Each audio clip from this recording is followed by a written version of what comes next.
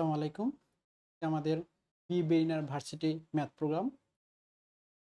আমরা যে বিষয়টা নিয়ে আলোচনা করব সেটা হলো নিউটনিয়ান বলবিদ্যা। নিউটনিয়ান বলবিদ্যার প্রথম পার্টটুকু আমরা পুরোপুরি আলোচনা করব না।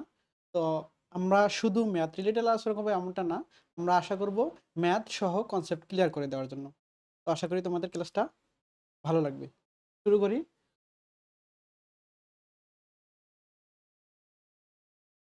দেখো, প্রথমে যে আমাদের বিষয়টা আলোচনা করা আছে সেটা হলো নিউটনিয়ান বলবিদ্যার গতিসূত্রসমূহ। তো নিউটনিয়ান বলবিদ্যার গতিসূত্রসমূহ কি কি জানি? হলো আমাদের যে প্রথম ফর্মুলাটা হলো নিউটনের প্রথম সূত্র ma। এটা হলো নিউটনের প্রথম সূত্র। এখন দেখো, এইটা F সমান ma, এটা কিন্তু সব ক্ষেত্রে ঠিক না। এটা শুধু যখন একটা বল থাকবে তখন ওই ক্ষেত্রে সত্য। তো আমরা এই জন্য কি লিখি যে এই নিউটনের ফর্মুলাটা সামেশন অফ F সমান ma। এটা একটু মনে রাখবা, সামেশন অফ F সমান ma। তাহলে এখানে দেখো, এই এ আমাদের ত্বরণ নির্ণয় করাটা, এখানে যে ভার্সিটিতে যে ম্যাথগুলো আসে মূলত ত্বরণ নির্ণয়টা ফ্যাক্ট। দেখো এখানে ত্বরণটা কি, এটা ত্বরণ। এটা আমরা কিভাবে পেতে পারি? আমরা বেশ কিছু ফর্মুলা জানি। ভি মাইনাস ইউ বাই টি, এটা একটা ফর্মুলা। আর কি কি জানি? আমরা এ সমান জানি V square minus U square by 2s, এটা একটা ফর্মুলা। আর কি জানি? এ যদি আদিবেগ শূন্য হয় আমরা জানি এস সমান ইউটি প্লাস হাফ এটি square.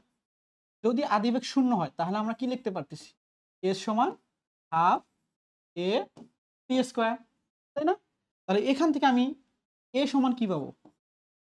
2s by T square. তাহলে এটার মাধ্যমে আমরা ত্বরণ নির্ণয় করতে পারতেছি। তাহলে ত্বরণে এখানে পাবো 2s বাই টি স্কোয়ার। বুঝছো? এবার দেখো, এখান থেকে ত্বরণ পেলাম 2s বাই টি স্কোয়ার। এটা কখন? যখন ইউ সমান শূন্য হবে। ওকে, তাহলে আমরা এই ফর্মুলাটাকে, নিউটনের ফর্মুলাটাকে আমরা বিভিন্নভাবে লিখতে পারি। তাহলে এফ সমান লিখতে পারি এম এ, এখানে লিখতে পারি M V minus you by T. আচ্ছা ভাইয়া, ভি মাইনাস ইউ এটা আসলে কি বলতে পারবা? বেগের পরিবর্তন না?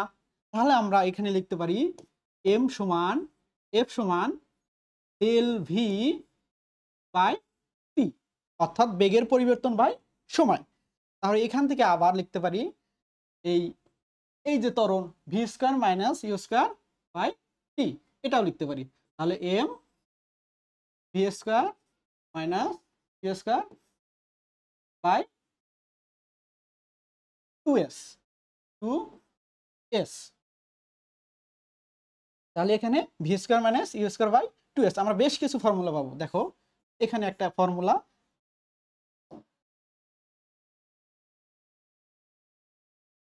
এই যে একটা ফর্মুলা, এটা একটা ফর্মুলা, এটা একটা ফর্মুলা, আবার এই যে এটা একটা ফর্মুলা। আবার এই যে যদি এটা একটু মিশাই দেই, দেখো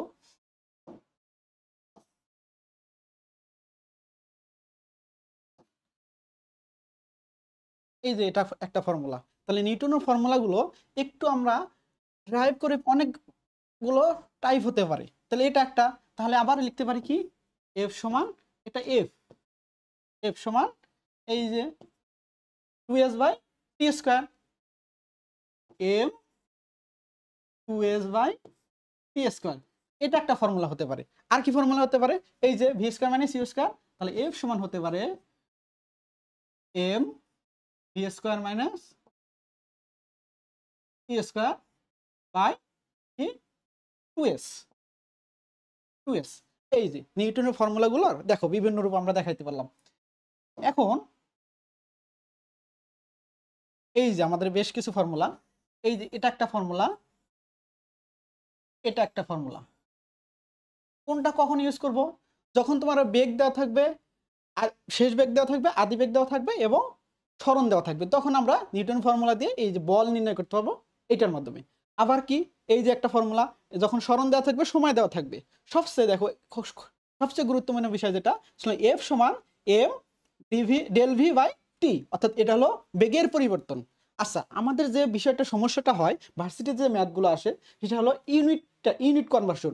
যেমন আমাকে যদি বলে দেওয়া থাকে যে x kilometre per hour, x kilometre per আওয়ারকে আমাকে মিটার পার সেকেন্ডে নিতে হবে। কেন মিটার পার সেকেন্ডে নিতে হবে? কারণ তুমি যে ম্যাথগুলো করবা সবগুলো এসআই ইউনিটে দেওয়া থাকবে। তো এসআই ইউনিটে যে ভ্যালুগুলো দেওয়া থাকবে তাহলে সবগুলো তো এসআই ইউনিটে নিতে হবে, এর জন্য আমাদের প্রয়োজন হবে। তো এখানটাকে যদি আমি এসআই ইউনিটে নিই তাহলে কি পাবো? দেখো 1 কিলোমিটার সমান কত আমরা জানি? 1 কিলোমিটার সমান জানি 1000 মিটার। আর পার আওয়ার মানে কি? নিচে হবে, তাহলে নিচে যদি হয় তাহলে 1 আওয়ার সমান কত সেকেন্ড ভাইয়া? 3600 সেকেন্ড। তাহলে পাবো 3600 সেকেন্ড। এটা হলো 3600 সেকেন্ড। তাহলে এখান থেকে দেখো আমি কাটাকাটি যদি করি, এই দুইটা শূন্য এই দুইটা শূন্য কাটা, আর এই 10টা যদি আমি নিচে আনি, আমার এই যে এখানে এক্স কিলোমিটার, তাহলে এক্স 1000 মিটার, কিলোমিটার থেকে মিটার নিচ্ছি। তাহলে এখানে দেখো এখানে উপরে থাকবে কি? এই 10টা আমি এইটা উপরে ফাঁকে উপরে নিচে 10 দ্বারা ভাগ করে দিলে 3.6 হবে। উপরে থাকবে শুধু এক্স আর নিচে হবে 3.6। তাহলে দেখো ভাইয়া, যদি আমাকে কিলোমিটার পার আওয়ার দেওয়া থাকে তাহলে আমি কিন্তু সহজে এটা 3.6 দ্বারা ভাগ করে আমি কিসে নিতে পারবো? Metre per second. এটা কিন্তু সেকেন্ডে, মিটার পার সেকেন্ডে নিব। কিসে নিব? মিটার পার সেকেন্ডে। এই ইউনিট কনভার্সন যদি আমাকে বলে মিটার পার সেকেন্ড দেওয়া আছে, তাহলে ওইটা থেকে আমি কিলোমিটার পার আওয়ারে কিভাবে নিব? তাহলে বলো দেখি। আমাকে দেওয়া আছে মিটার পার সেকেন্ড, আমাকে দেওয়া আছে X metre per second, X metre per second. এটা থেকে আমরা কিলোমিটার যাব, কিলোমিটার পার আওয়ার যাব। কিভাবে যাব? কিলোমিটার পার আওয়ারে যাব, সেটা আমরা যাব 3.6 দ্বারা গুণ করে দিলে, এক্স সমান এক্স গুণন 3.6 kilometre per hour, kilometre per hour. বুঝছো? এইটা ছিল আমাদের ইউনিট কনভার্সন। সবচেয়ে আমাদের এইটা বেশি আমাদের প্রবলেমটা হয়। চলো দেখি একটু সামনের দিকে আগাই, বেশ কিছু আমরা ম্যাথ পাবো এটা নিয়ে ভার্সিটি অ্যাডমিশনে আসা। দেখো প্রথম প্রবলেমটা আমার কি দেওয়া আছে? 30 কেজি ভরে একটি স্থির বস্তুর বেগ 2 মিনিটে বৃদ্ধি করে 36 কিলোমিটার পার আওয়ারে উন্নতি করা হলো। বস্তুটির উপর কত বল প্রয়োগ করা হয়েছে এটা জানতে চাচ্ছি। দেখো এটা ঢাকা ইউনিভার্সিটিতে আসা 16-17 সেশনের একটা ম্যাথ। তাহলে দেখো আমরা বল সমান কি জানি? আমরা বল সমান কি জানি? এফ সমান এমই। এখানে দেখো সরাসরি কি ত্বরণ দেওয়া আছে? নাই। তাহলে আমাদের কি করতে হবে? ত্বরণ বের করতে হবে। কি দেওয়া আছে দেখো? 2 মিনিটে বৃদ্ধি করে কত? এইটা পরিবর্তনটা দেওয়া আছে 36 কিলোমিটার পার আওয়ার। তাহলে আমরা তো ত্বরণ দরকার। তাহলে আমরা এখানে ত্বরণ আমরা কি জানি? পরিবর্তন যদি দেওয়া থাকে, একটু আগে শিখেছিলাম del v by t, del v by t. এই ডেল ভিটা, এখানে ডেল ভির মান কত দেওয়া আছে? 36 কিলোমিটার পাওয়ার। কিন্তু ভাইয়া এটা তো আমাদের এসআই ইউনিটে নিতে হবে। কিভাবে নিব? এসআই ইউনিটে নিতে চাই, এখানে আছে 36 কিলোমিটার পার আওয়ার। এটাকে যদি এসআই ইউনিটে নিতে কিভাবে করব? কি করব? 3.6 দ্বারা ভাগ করব। হ্যাঁ, তাহলে 36 ভাগ 3.6, এটা ভাগ করলে কত হবে? আমাদের কিন্তু ক্যালকুলেটর ইউজ করা যাবে না ভার্সিটি অ্যাডমিশনে, ক্যালকুলেটর ছাড়া আমাদের ম্যাথ করতে হবে। তাহলে কিভাবে করব বলো? তাহলে দেখো এই যে এই পয়েন্টটা আমি উঠাই দিব, উঠাই দিয়ে কি করব? একটা এখানে শূন্য চলে আসবে। তাহলে 36টা ভাগ করলে কত হবে? 36 দ্বারা একে ভাগ করলে কত হবে? 36 দ্বারা একে ভাগ করলে হবে 10। 36 একে 36, তাহলে আমাদের এখানে হচ্ছে 10 metre per second, 10 metre per second. তাহলে আমাদের টাইম দেওয়া আছে কত? টি, এসআই ইউনিটে নিতে হবে 2 মিনিট। তাহলে আমরা এটা 2 মিনিট থেকে আমরা মিটারে নিলে 2 × 60 সেকেন্ড। তাহলে আমরা ভ্যালুটা বসাই দিলে দেখো এম এর ভ্যালু দেওয়া আছে কত? 30, আর ডেল ভির ভ্যালু পাইলাম 10, আর এখানে আমাদের দেওয়া আছে দেখো টি 2 × 60। তাহলে কাটাকাটি করবো আমরা, এই শূন্য চলে যায়, আর এখানে 30 আর এখানে থেকে কত 2, তাহলে এখানে থাকে 2, তাহলে নিচে থাকতেছে কত, নিচে থাকতেছে আমাদের 1/4। আমাদের অ্যান্সার হলো 1/4।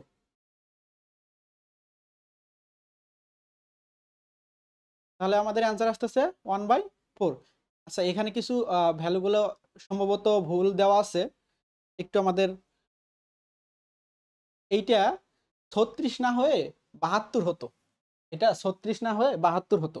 তোমরা একটু ক্যালকুলেট, এটা যদি দেখো এখানে কিন্তু যে ভ্যালুটা অ্যান্সার আমরা ম্যাথ অনুসারে যেটা আসছে এটা কিন্তু ভুল ভ্যালু আসছে, তো আমার অ্যান্সার কিন্তু নাই, অপশনে নাই। কিন্তু আসলে এটা হলো 72 কিলোমিটার পাওয়ার, এটা হবে 72 কিলোমিটার পার আওয়ার। এটা যদি 72 হয় তাহলে দেখো এটা যদি 72 কিলোমিটার পার আওয়ার হয়, তাহলে এটাকে যদি আমি এসআই ইউনিটে নিয়ে কীভাবে নিব, 272 ভাগ 3.6, তাহলে এই পয়েন্টটা উঠে দেবো, মনে মনে এটা পয়েন্টটা বাদ দিই, পয়েন্টের জন্য উপরে একটা শূন্য আসবে, তাহলে 36 দুগুণ 72, তাহলে এখানে আমার কত আসতেছে 20 মিটার পার সেকেন্ড। এবার দেখো 20 যদি হিসাব করো, তাহলে 20 দিয়ে যদি হিসাব করো তাহলে বলটা কিন্তু ঠিকই তুমি পেয়ে যাবে, অ্যান্সারটা তুমি ঠিকই পেয়ে যাবা। তাহলে আমার এখানে আছে 30 কেজি, 30 ইন্টু ডেল ভি মান কত 20, আর এখানে কত আছে 2 ইন্টু 60। এবার দেখো এই 30, এই এখানে থাকবে 2, তাহলে নিচে থাকতেছে 4, উপরে থাকতেছে 20, তো কাটাকাটি করে আমরা কত পাবো, কাটাকাটি করে আমরা কত পাবো 5। অ্যান্সার হবে 20 কে 4 দ্বারা ভাগ করলে কত হবে 5, তাহলে অ্যান্সার হবে 5 নিউটন। তাহলে আমাদের অপশনটা কোথায়, এই যে 5 নিউটন, আমাদের ডি নাম্বারটা অ্যান্সার। বুঝছো, ভুলে ওটা 36 কিলোমিটার পার আওয়ারে দেওয়া ছিল, তোমরা 5 kilometre per hour 72 kilometre per আওয়ারে যদি করো তাহলে অ্যান্সারটা পেয়ে যাবা। আশা করি বুঝতে পারছো। চলো সামনের দিকে গাই। এরপরে দেখো 0.5 কেজি ভরে একটি আম খাড়া নিচের দিকে পড়ছে, বাতাসের বাধা যদি 2.4 নিউটন হয়, তাহলে বলছে আমটি কত ত্বরণ, আমটি কত ত্বরণের নিচে পড়বে, এটা তোমাকে বের করতে বলছে। ভাইয়া যদি বাতাসের বাধা না থাকে তাহলে কি হবে, বাতাসের বাধা না থাকলে ওটা কত ত্বরণে পড়বে 9.8 মিটার পার সেকেন্ড স্কোয়ার, এটা জি ত্বরণে নিচে পড়বে। কিন্তু এখানে কি আছে, বাতাসের বাধা আছে, তাহলে বাতাসের বাধা থাকলে আমাদের ত্বরণটা হিসাব করতে হবে। আমরা জানি একটু আগেই বলছিলাম যে নিউটনের ফর্মুলা কিন্তু আসলে এফ সমান এম এ, শুধু এম এ না, এটা সামেশন অফ এফ সমান এম এ। তাহলে এখানে কয়টা বল কাজ করতেছে দেখো, এই যে একটা, ধরো এই যে একটা আপেল, যদি আপেল হয় নাই, এই যে একটা আপেল নিচে পড়তেছে, তাহলে আপেলের ভর আছে, ওজন আছে, ওজন কোন দিকে কাজ করে, এম জি সবসময় নিচের দিকে কাজ করে। বাতাসের বাধা কোন দিকে, বাতাসের বাধা দিবে উপরের দিকে, এই বাতাসের বাধা উপরের দিকে, এটা বলে দেওয়া আছে কত বাতাসের বাধা, আমি বাধাটাকে বললাম এফ, এফ কে, বাতাসের বাধাকে আমি এফ কে বললাম, সেই বাধাটা 2.4 নিউটন, 2.4 নিউটন। দেখো বস্তুর ওজনের কারণে নিচের দিকে পড়তে চাচ্ছে, কিন্তু এখানে বাতাসের বাধা আছে 2.4 নিউটন, যেটা উপরের দিকে, তাহলে এখানে টোটাল ফোর্স কত, টোটাল ফোর্স কত, আমাকে দেখো বস্তু উপরে যাচ্ছে না নিচে যাচ্ছে, নিচে যাচ্ছে, তাহলে আমাদের এম জিটা বেশি, তাহলে আমরা এটা কি লিখতে পারি, এম জি মাইনাস এফ কে সমান এম এ। এফ কেটা কি, বাতাসের বাধা, এটা কি বাতাসের বাতাসের বাতাসের বাধা, বাতাসের বাধা। তাহলে দেখো এখান থেকে যদি আমি ত্বরণ নির্ণয় করতে চাই কি পাবো, এখান থেকে যদি আমি ত্বরণ নির্ণয় করতে চাই তাহলে এ সমান হবে এম জি মাইনাস এফ কে। এই দেখো এফ কে এর পরিবর্তে আমি লিখলাম বাধা, এফ কে এর পরিবর্তে আমি লিখলাম বাধা,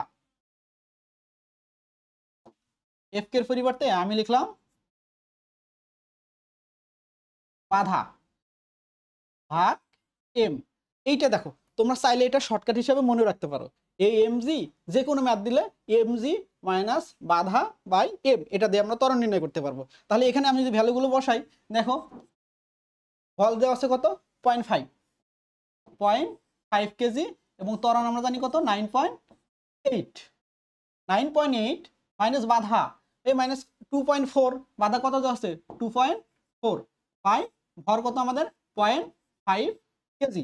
তাহলে এটা যদি আমি ক্যালকুলেশন করতে চাই আমাদের কিন্তু ক্যালকুলেটর ইউজ করা যাবে না। তার মানে দেখো 0.5 মানে কত হাফ, তাহলে 9.8 কে হাফ দ্বারা ভাগ করলে কত হবে, এটা যদি পয়েন্ট বাদ দাও 98 অর্ধেক করলে কত হবে 49, তার মানে একটা পয়েন্ট আছে 4 পয়েন্ট কত হবে 4.9 মাইনাস 2 কত 4 বাই 0.5। তাহলে এখানে দেখো 4.9 থেকে 2.4 বাদ দিলে কত হবে, দেখো 2 থেকে 4 থেকে 2 বাদ দিলে 2 আর 9 থেকে 4 বাদ দিলে 5, তার মানে 2.5 আর এখানে আছে 0.5 মানে কত হাফ, হাফ যদি হয় এটা 2টা আবার উপরে যাবে, তার মানে 2.5 ইন্টু 2, তাহলে কত হয়ে যাচ্ছে আমাদের অ্যান্সার 5 নিউটন। দেখি আমরা 5 নিউটন অ্যান্সার আছে কোনটা, হ্যাঁ আমাদের 5 নিউটন অ্যান্সার আছে, এই যে এই নাম্বার, এটা জিএসটিতে 21 বার সেশনে আসা একটি কোশ্চেন। চলো আমরা এখন সামনে আগাই, নেক্সট টপিক। এবার দেখো আমাদের যে টপিকটা দেওয়া আছে মোস্ট ইম্পর্টেন্ট একটা টপিক, ঘাত বল ও বলের ঘাত। ঘাত বল এটা কি, বল আর ঘাত বলের মধ্যে পার্থক্য কি? দেখো ঘাত বলটা ওই বল খুবই বৃহৎ মানের বল কিন্তু অল্প সময়ের মধ্যে ক্রিয়া করে যে বলটা, সেটাকে বলা হয় ঘাত বল। আর বলের ঘাতটা কি, বল ও বলের ক্রিয়াকালের গুণফলকে বলা হয় বলের ঘাত। দেখো আমরা জানি তাহলে ঘাত বলে কি কি বলা হচ্ছে, যে ঘাত বলকে নরমালি যে দ্বারা, বলের ঘাতকে নরমালি যে দ্বারা প্রকাশ করা হয়, যে সমান বলের মান ও ক্রিয়াকালের গুণফল, আমি বললাম এটা ডেল টি। তাহলে দেখো এফ সমান কি জানি নিউটনের ফর্মুলা থেকে, এম এ এখানে আছে ডেল টি। তাহলে দেখো এম এ সমান কি জানি ত্বরণ সমান আমরা জানি V minus you by del T, এখানে আছে ডেল টি। দেখো এই ডেল টি কাটাকাটি থাকতেছে কি M V minus you by M V minus U, del T কাটাকাটি যায়, তাহলে এখানে পাচ্ছি M V minus M U, এটা কি ভরবেগের পরিবর্তন। তাহলে ভরবেগের পরিবর্তন সমান কি পাইলাম ডেল পি, এটা হলো ভরবেগের পরিবর্তন। দেখো যে সমান পাইলে আমরা ফর্মুলা ডিরাইভ করতে পারি যে বলের ঘাত সমান ভরবেগের পরিবর্তন। তাহলে এখান থেকে আমি কি লিখতে পারি, যে সমান বল ও বলের ক্রিয়াকালের গুণফল সমান ডেল পি। ডেল পিটা কি ভরবেগের পরিবর্তন। এখন দেখো এখানে থেকে আমাদের এককটা, বিশেষ করে ভার্সিটিতে একক নিয়ে একটা কোশ্চিন হয় যে বলের ঘাতের একক কি, বলের ঘাতের একক কি হবে, বলের ঘাতের একক দুইটা হতে পারে, একটু খেয়াল করবা। দেখো এখানে এফ গুণন টি এটাও একক হতে পারে, এফ মানে বলের একক কি নিউটন, সময়ের একক কি সেকেন্ড, তাহলে নিউটন সেকেন্ড এটাও একটা একক হতে পারে। আবার দেখো ডেল পি ভরবেগের পরিবর্তন, তো ভরবেগের পরিবর্তন মানে ভরবেগের একক কি, ভরবেগের একক কি ভর একক কি কেজি, আর বেগের একক কি মিটার পার সেকেন্ড, তাহলে ভরবেগের একক কি কেজি মিটার পার সেকেন্ড, মানে বলের ঘাতের একক, এটা ছিল বলের ঘাতের একক। চলো এই যে ভরবেগ সংক্রান্ত আলোচনা, চলো আমরা একটা ম্যাথ করি, ম্যাথ করলে আমাদের কনসেপ্টটা ক্লিয়ার হবে। দেখো এখানে কি বলা আছে 0.5 কেজি ভরের একটা বস্তু 1.2 মিটার পার সেকেন্ড বেগে কোনো একটি দেয়ালে ধাক্কা খেয়ে 0.8 মিটার পার সেকেন্ড বেগে ফিরে আসে, বস্তুটির ওপর বলের ঘাত কত, বস্তুটি দেয়ালে সংস্পর্শে 0.01 সেকেন্ড থাকলে দেয়াল কর্তৃক প্রযুক্ত কত বল, দেয়াল কর্তৃক প্রযুক্ত বল কত, এটা জানতে চাইছে।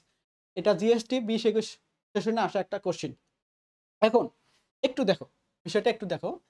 একটা ধরো এই যে এটা আমাদের দেয়াল, এটা আমাদের দেয়াল, এই দেয়ালে একটা বল আছে, যে বলটা, এই বলটা দেয়ালে যা আঘাত করে সেটা কত বেগে, 1.2 মিটার পার সেকেন্ড বেগে, 1.2 মিটার পার সেকেন্ড বেগে। এখন দেখো এই দেয়ালটা আঘাত করার পর সেটা কি হয়েছে, 0.8 মিটার সাউন্ড বেগে ফিরে আসে। ওই জিনিসটাকে আমি আরেকটা একই দেয়ালে, ধরো আমি একই দেয়ালে দেখাচ্ছি, এটা ফিরে আসে কত বেগে, এইগুলোটা বিপরীত দিকে ফিরে আসে কত, 0.8 মিটার পার সেকেন্ড বেগে। আমার চাইছে কি, প্রথম কোশ্চেনে বলের ঘাত কত, বলের ঘাত সমান আমরা কি জানি, ভরবেগের পরিবর্তন। আচ্ছা, তাহলে আমরা এখানে পাইলাম যে সমান ভরবেগের পরিবর্তন এম ভি মাইনাস ইউ। তাহলে আমরা এখানে বসাই, দেখো ভরের মান কত দেওয়া আছে, 0.5,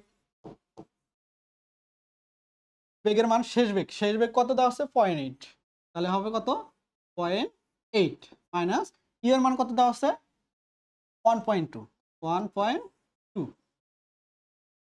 আচ্ছা, এই যে ভ্যালুটা বসাইলাম এটা কি হয়েছে বলো তো, এটা আসলে হয় নাই। কেন হয় নাই একটু খেয়াল করো। তুমি এই বেগ একটা কি ভেক্টর রাশি না, তুমি এই দিকে যাচ্ছে তখন 1.2 বসাইলা, আদি বেগ, আদি বেগটা কি, ধাক্কা খাওয়ার আগে যে বেগটা সেটাকে বলা আদি বেগ, আর ধাক্কা খাওয়ার পরে যে বেগটা ওইটাকে বলা হয় শেষ বেগ।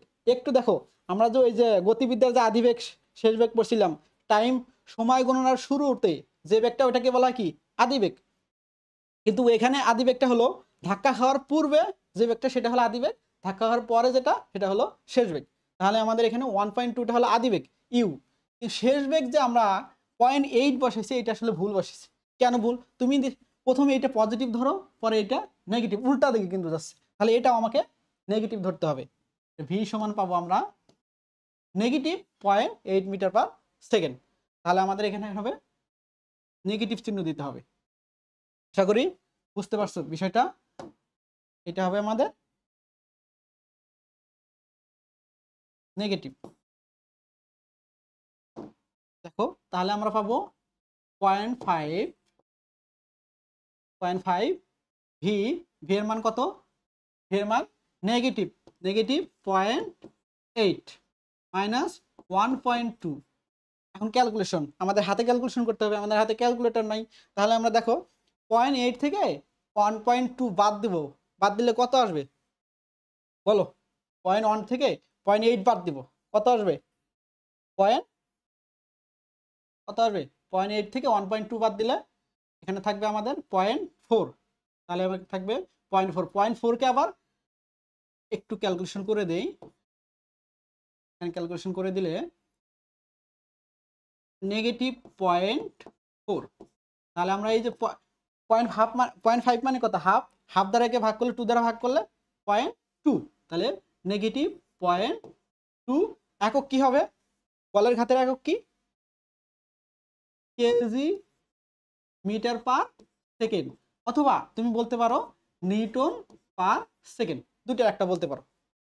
এটা ছিল বলের ঘাত।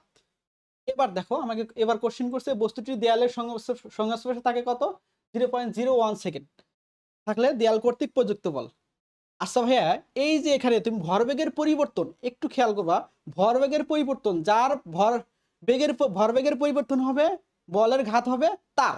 তাহলে এই যে বল দেয়ালে যা আঘাত করছে কত, বল দেয়ালে যা আঘাত করছে, তাহলে আমরা দেখো এই যে এই বলটা পাবো, বল দেয়ালে যা আঘাত করে, বল কর্তৃক দেয়ালে প্রযুক্ত বল, বল কর্তৃক দেয়ালে প্রযুক্ত বল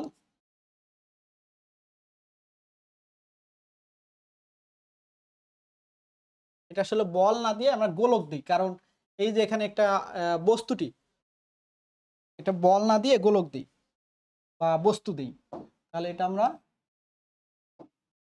বস্তু কর্তৃক দেয়ালে প্রযুক্ত বল। এফ সমান হবে J by del T. J এর মান কত পাইছি? জে এর মান পাইছি 0.2 নেগেটিভ 0.2 এবং সবার মান বলে দিছে কত? 0.01 সেকেন্ড। 0.01 সেকেন্ড। দেখো এটা কত আছে? এটাকে লেখা যায় 10⁻²। 10⁻² উপরে দেওয়া হবে 100। 100 দ্বারা একে গুণ করলে কত হবে? Negative 10 Newton. এই যে তুমি এটা পাইছো কি?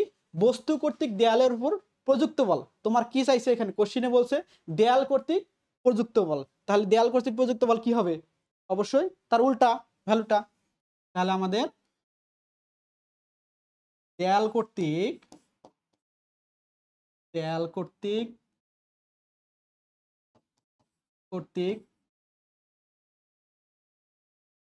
প্রযুক্ত বল হবে 10 নিউটন। 10 নিউটন। এইটা কেন? দেখো আমরা জানি ক্রিয়া প্রতিক্রিয়া বল। এটা যদি তুমি দেয়ালে যে এখানে এই বস্তু কর্তৃক দেয়ালে যে প্রযুক্ত বল প্রযুক্ত হয়েছে সেটা হলো ক্রিয়া বল, এবং দেয়াল কর্তৃক বস্তুর উপর যে বল প্রযুক্ত হয়েছে এটা হলো প্রতিক্রিয়া বল। তা ক্রিয়া প্রতিক্রিয়া পরস্পর বিপরীতমুখী হয়। তাহলে এখানে আমরা পাইলাম যে দুইটা জিনিস এখানে শেখার বিষয় আছে। একটা হলো আমাদের এই যে বেগটা যা প্রথমে আমি বসাইছি সেটা হলো বি পজিটিভ বসাইছিলাম। এটা আমাদের যদি বিপরীত দিকে হয়, পরস্পর মুখোমুখি অবস্থান হয়, তাহলে আমাদের বেগটা নেগেটিভ ধরতে হবে। শেষ বেগ নেগেটিভ ধরতে হবে। নেগেটিভ ধরে আমরা একটা বলের ঘাত পাইছি এত, এবং দেয়াল কর্তৃক প্রযুক্ত বল পাইছি এত। চলো আমরা নেক্সট টপিকে চলে যাই। এরপরে দেখো ঢাকা ইউনিভার্সিটিতে আসা একটি ম্যাথ। এটা ঢাকা ইউনিভার্সিটিতে আসছে বিগত বছরে একটা কোশ্চিন, একটা খুবই কনসেপচুয়াল কোশ্চিন। এবং বলের দেখো কি বলছে, 0.2 মিটার স্কয়ার ক্ষেত্রফল বিশিষ্ট একটি পাইপ আনুভূমিকভাবে একটি দেয়ালের উপর 2 মিটার পার সেকেন্ড বেগে পানি ফেলছে। আঘাতের পর দেয়ালের লম্ব দিকে পানির বেগ 0 হলে দেয়ালের উপর প্রযুক্ত বল কত? তো দেখো একটা পাইপ আছে, এই যে একটা পাইপ, এই পাশে একটা দেয়াল আছে, এই পাইপ দিয়ে পানি বের হচ্ছে, এই পানি যায় দেয়ালে আঘাত করতেছে, দেয়ালে আঘাত করার পর, এবং এখানে তোমাকে বলে দিছে ভি বেগ, এই পানির বেগটা কত বলে দিছে? 2 মিটার পার সেকেন্ড। এবং এখানকার এই পাইপটা আছে তার প্রস্থচ্ছেদের ক্ষেত্রফল বলে দিছে কত? 0.2 মিটার স্কয়ার। তাহলে দেখো আমাকে বলছে দেয়ালের উপর প্রযুক্ত বল বের করতে বলছে। তাহলে আমরা বল একটু ফর্মুলা দেখি একটু। আমাকে বলই তো বের করতে বলছে। তাহলে বল সমান কি? আমরা এফ সমান এম এ। তাহলে এফ সমান এম এ। আবার কি জানি? এম এ সমান কি জানি? ডেল ভি বা ডেল টি। এখানে দেখো কি বলছে, দেয়ালে আঘাত করার পর পানির আর বেগ থেকে নেয়, পানির শেষ বেগ কত হয়ে যায়? 0 হয়ে যায়। তাহলে এখানে পানির শেষ বেগ হয়ে যাবে কত? 0। এটা হলো শেষ বেগ। এখন দেখো শেষ বেগ যদি 0 হয়ে যায় তাহলে আমরা কি পাইলাম? এখানে আমরা জানি ডেল ভি মানে কত? ডেল ভি মানে যে কি জানি? V by V minus U. তাহলে এখান থেকে আমরা পাইলাম এম সমান আবার কি জানি? দেখো এখানে কিন্তু পানির ভর দেওয়া নেই। তাহলে এম সমান আমরা কি জানি? Rho into V. এই ভিটা কি? এই ভি আর এই ভি কিন্তু গোলাই ফেলো না। এই ভিটা আয়তন, এই ভিটা কি? আয়তন। এইটা হলো পানির আয়তন। এই যে এটা আয়তন, এই যে পানির আয়তন বলতেছে এই পাইপের আয়তন। আবার এখানে ডেল ভি, ভি কত? এই ভি শেষ বেগ যদি 0 হয়, অর্থাৎ ভি মাইনাস ইউ, এইটা যদি 0 হয়, এটা হলো 0, আর নিচে আসছে কত? টি। তাহলে এখানে দেখো রো ভি, এখানে আসলে রো ভি, এবং একটা নেগেটিভ চিহ্ন আছে না? এখানে উপরে থাকবে একটা, এই নেগেটিভ চিহ্নটা মাইনাস ইউ বাই টি। এখন দেখো এই যে ইউটা কি বেগ, টিটা হলো সময়। এখন একটু খেয়াল করো, এখানে এফ সমান কি পেলাম রো ভি, আবার ভি সমান কি লিখতে পারি আয়তনটা কত। এই যে আমি যদি এই পাইপটার আয়তন ধরি, পাইপটার দৈর্ঘ্য ধরি যদি এল ধরি, পাইপটার দৈর্ঘ্য কি এল, পাইপটার দৈর্ঘ্য এল এবং ক্ষেত্রফল দেওয়া আছে এ, তাহলে ক্ষেত্রফল দৈর্ঘ্য গুণন ক্ষেত্রফল এটা কি পাই আয়তন পাই না, এটা কার আয়তন এই পাইপটার আয়তন। তাহলে আমরা লিখতে পারি rho a l into minus you by t. এখন দেখো এই যে এল বাই টি এটা কি আমরা কি লিখতে পারি negative rho A u l by t. L by t, l by t সমান কি, এল বাই টি সমান কি জানি আমরা বেগ, তাহলে বেগ, তাহলে বেগটা কত 2 এই ভি, তাহলে আমরা এখানে লিখতে পারি রো এ ইউ ইন্টু ইউ, তাহলে আমরা পাইলাম রো এ ইউ স্কয়ার। দেখো এইটা হলো আমাদের পানি কর্তৃক দেয়ালের উপর প্রযুক্ত বল। এটা কি আমাদের একটু খেয়াল করবা, এটা হলো পানি কর্তৃক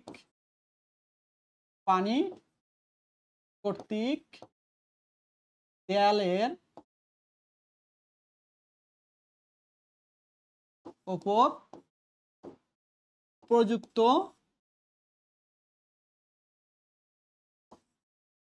বল। পানি কর্তৃক দেয়ালের উপর প্রযুক্ত বল, এটা হলো পানি কর্তৃক দেয়ালের উপর প্রযুক্ত বল।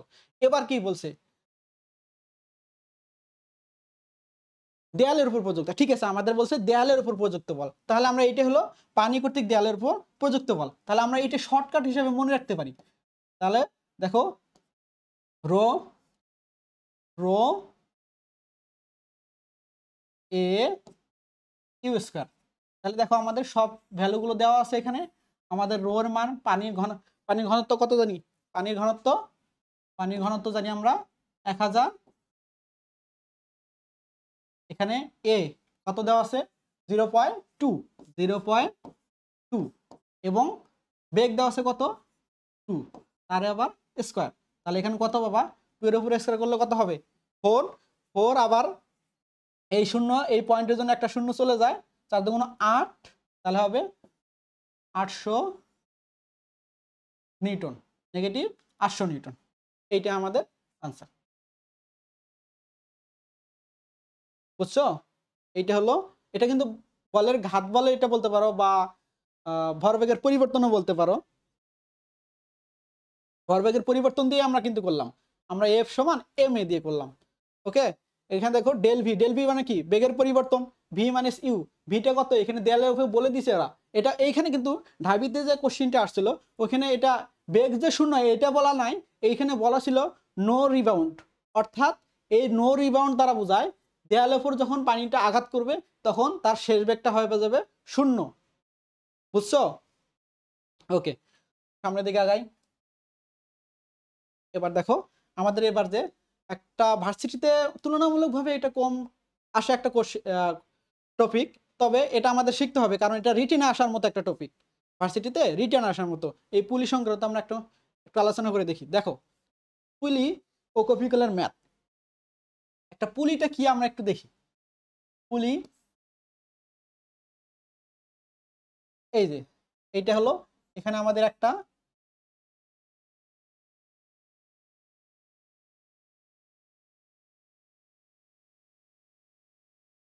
এমন ভরের বস্তু ঝুলানো আছে আর এই পাশে একটা বস্তু ঝুলানো আছে, সেটার ভর হলো, সেটা হলো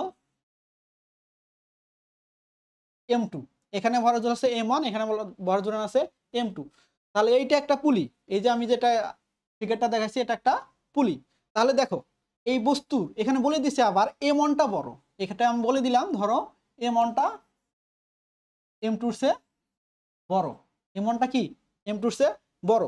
তাহলে ভাইয়া বলো দেখি আমাকে ওজন কোন দিকে কাজ করতেছে, নিচের দিকে m1 3, আর এখানে এই m2 ভরের জন্য ওজন কোন দিকে কাজ করতেছে নিচের দিকে, সেটা কি m2 ইন্টু জি। এবার দেখো এই যে সুতার টান, এইটা আমাদের একটাই সুতার না, তো সুতার টান কোন দিকে কাজ করতেছে? এইদিকে, উপরের দিকে। এদিকে সুতার টান কোন দিকে কাজ করতেছে? এইদিকে। তো সুতার টান দুইটাতেই সেম। মনে রাখবা রশি যদি একটা হয় টান সব প্রত্যেকটা পয়েন্টে একই থাকবে, তাহলে দুইটা ক্ষেত্রেই সুতার টান একই থাকবে। তাহলে দেখো এইটা এর ওজন বেশি, এর ওজন কম, তাহলে আমাকে বলছে আমি সিস্টেমের ত্বরণ বের করতে হয়। আমাকে যদি বলে এই সিস্টেমটার ত্বরণ কত, তাহলে আমি কিভাবে বের করব? দেখো সিস্টেমটা কি, m1g আমাকে, তাহলে m1g টা একটু বেশি, এই টি এসে m1g টা একটু বেশি, তাহলে আমি কি করব? নিউটনের ফর্মুলা থেকে লিখতে পারি কি?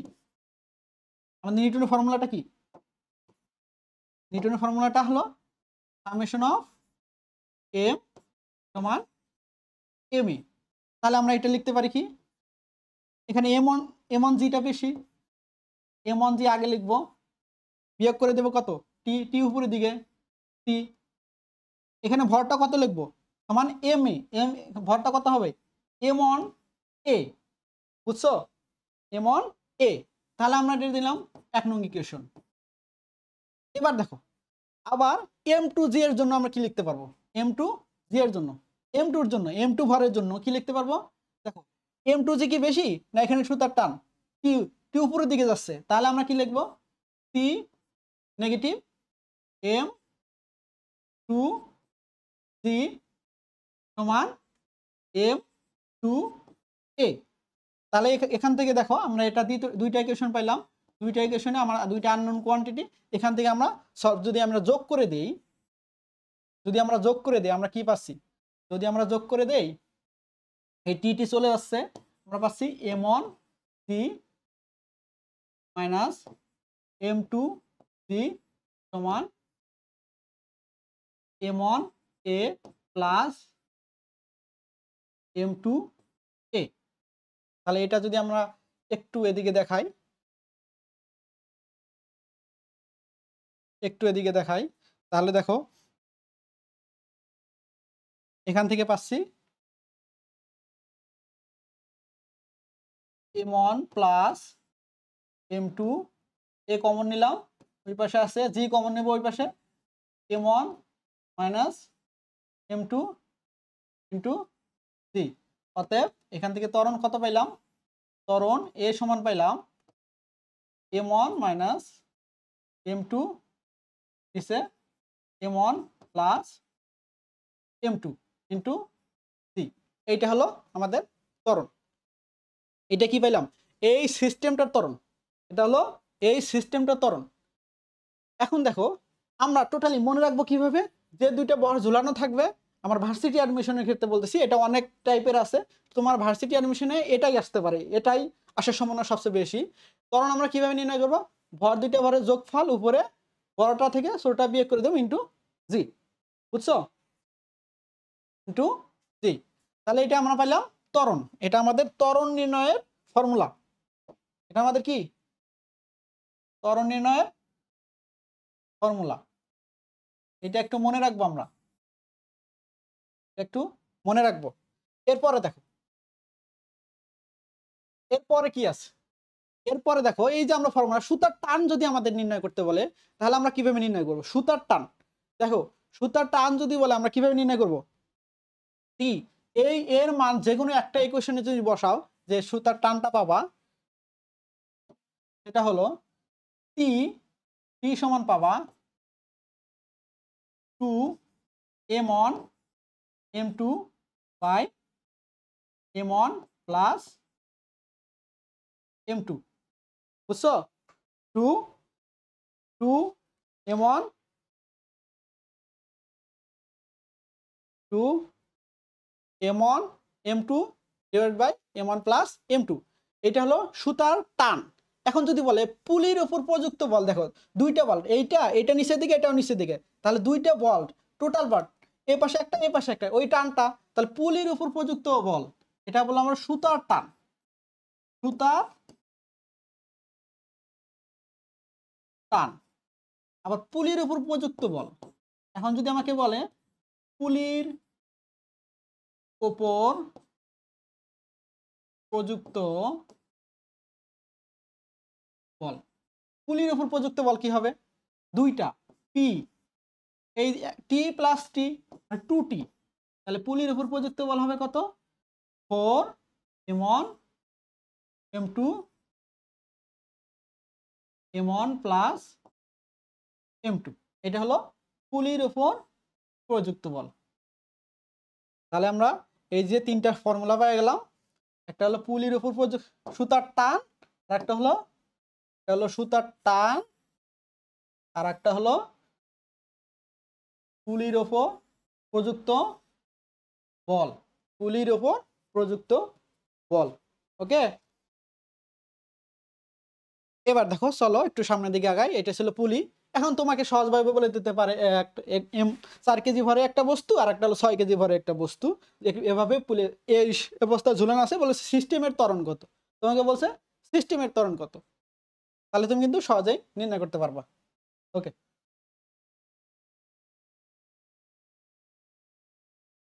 আচ্ছা একটু এখানে দেখো, এখানে যেটা পিডিএফ এটা ওঠে নাই, তবে দেখো এখানে একটা m1 ভরে বস্তু আছে। এখানে আমি একটু, এখানে দেখো এটা m1 ভরের বস্তু, এখানে হলো m2 ভরের বস্তু, এখানে হলো m3 ভরের বস্তু আছে, এবং এই বস্তু তিনটা একটা সুতার মাধ্যমে যুক্ত আছে। যেমন এ পাশ থেকে একজন ব্যক্তি এফ বলে টানতেছে, যে বলটা হলো 120 নিউটন, এবং এর ভর দেওয়া আছে, ওজন দেওয়া আছে কত? এটা দেওয়া আছে 25 কেজি। এটা ওঠে নাই, আমি একটু এটা আলাদাভাবে লিখতেছি। এটা দেওয়া আছে 25 কেজি, এর ভর দেওয়া আছে কত? 25 কেজি, এবং এর ভর দেওয়া আছে, 20 কেজি, এবং এর ভর দেওয়া আছে 15 কেজি। এর ভর দেওয়া আছে 15 কেজি। তোমাকে কোশ্চেন করছে সিস্টেমটির ত্বরণ কত। দেখো এইটা হলো m1 ভরের বস্তু, m2 ভরের সাথে যুক্ত আছে, m2 ভরের বস্তু m3 এর সাথে যুক্ত আছে, এবং সর্বোপরি একটা রশি দিয়ে 120 নিউটন বল দ্বারা টানা হচ্ছে। তাহলে ত্বরণ কত? তোমার মনে রাখবা ত্বরণ নির্ণয়ের ফর্মুলা একটাই, সেটা হলো F সমান ma। তাহলে F সমান ma, এটা যদি এই ধরনের বস্তুর ক্ষেত্রে আমরা যদি করতে চাই, দেখো এর আগে পুলির যে ম্যাথটা করছিলাম, আমরা চাইলে এটা দিয়েও করতে পারি, শর্টকাট দিয়েও করতে পারি। দেখো একটু তোমাকে দেখাই, পুলির জন্য দেখাই একটু। দেখো পুলির ক্ষেত্রে দুইটা বল ছিল না? এই যে আমাদের পুলি ছিল, এই যে আমাদের পুলি, এই এটা m2, এটা এখানে যে বস্তুটা ঝুলানো ছিল, আর এটা সরি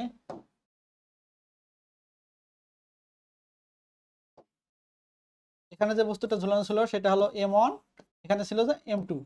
তাহলে আমাদের ত্বরণ নির্ণয় করতে হবে। দেখো এই বস্তুটাকে আমি সোজা করতে পারি না, একটু সোজা করলাম, টেনে সোজা করলাম। টেনে সোজা করলে কি হবে? টেনে যদি সোজা করি, এই যে বস্তুটা এখানে থাকবে একটা রশি দ্বারা, এখানে একটা থাকবে। তাহলে এটা ধরো m1, এটা ধরো m2। তাহলে এখানে আমাদের এই যে এটা এখানে কাজ করতেছে কত? নিচের দিকে, সোজা নিচের দিকে কাজ করতেছে m1 g, আর এটা নিচের দিকে কাজ করতেছে কত? m2 g। তাহলে দেখো দুইটা বল বিপরীত দিকে না, তাহলে আমরা ত্বরণ কি? উপরে আমরা ত্বরণ নির্ণয়ের জন্য লিখবো উপরে বাহ্যিক বল, টোটাল বাহ্যিক বল, আর নিচে লিখবো টোটাল ভর। তাহলে দেখো বাহ্যিক বলটা কি? টোটাল, এই যে টান, সুতার টান, এটা গেল অভ্যন্তরীণ বল। আর বাহ্যিক বলটা কি? এই যে অভিকর্ষ বল, যেমন m1g। তাহলে এইটার লব্ধি কত? m1g বড় বড়, m2g ছোট। তাহলে দুইটা ওইটা থেকে ওইটা বাদ দিয়ে দেবো, তাহলে m1g মাইনাস m2g। এখানে নিচে পারবে টোটাল ভর, কত? m1 plus m2। তাহলে দেখো এই ফর্মুলাটা ওই রকমই দাঁড়াইতেছে না? উপরে থাকবে m1 মাইনাস m2, নিচে থাকবে m1 plus m2 into g। তাহলে আগেরটাই কিন্তু আমরা পাইলাম, বুঝছো? এবার দেখো এইটাই সেম সিস্টেমে করতে পারি। দেখো আমাদের লক্ষ্য রাখতে হবে, দেখো এইখানে, দেখো এইখানে কিন্তু সুতার টান আছে, এটা আমরা বলবো t1, এটা ধরলাম t2, এই সুতার টান দ্বারা t2। এই যে t1 আর t2 এটাকে বলা হয় অভ্যন্তরীণ বল। এবং বাহ্যিক বল কোনটা? তুমি যে বলে টানতেছো, বাহির থেকে যে বলটা দেওয়া হচ্ছে সেটা হলো 120 নিউটন। t1 আর t2 এটাকে বলা হয় অভ্যন্তরীণ বল। তাহলে আমাদের ফর্মুলাটা কি? ফর্মুলাটা হলো এ, ত্বরণ নির্ণয়ের ফর্মুলাটা হলো বাহ্যিক বল বা বাহ্যিক লব্ধি বল ভাগ টোটাল ভর। তাহলে দেখো এখানে টোটাল ভর কত আছে, বাহ্যিক বল কত আছে এফ, এটা এফ, আর বাহ্যিক বল m1, সরি ভরের সমষ্টি m1 plus m2 plus m3। তাহলে এখানে কত পাইলাম, এফ এর মান দেওয়া আছে 120 নিউটন, আর এখানে ভর দেওয়া আছে দেখো 25 20 15, 25 20 প্লাস 15। তাহলে আমরা এখানে পাবো 25 আর 20 কত হয়, এখানে হচ্ছে 40 40 আর 15,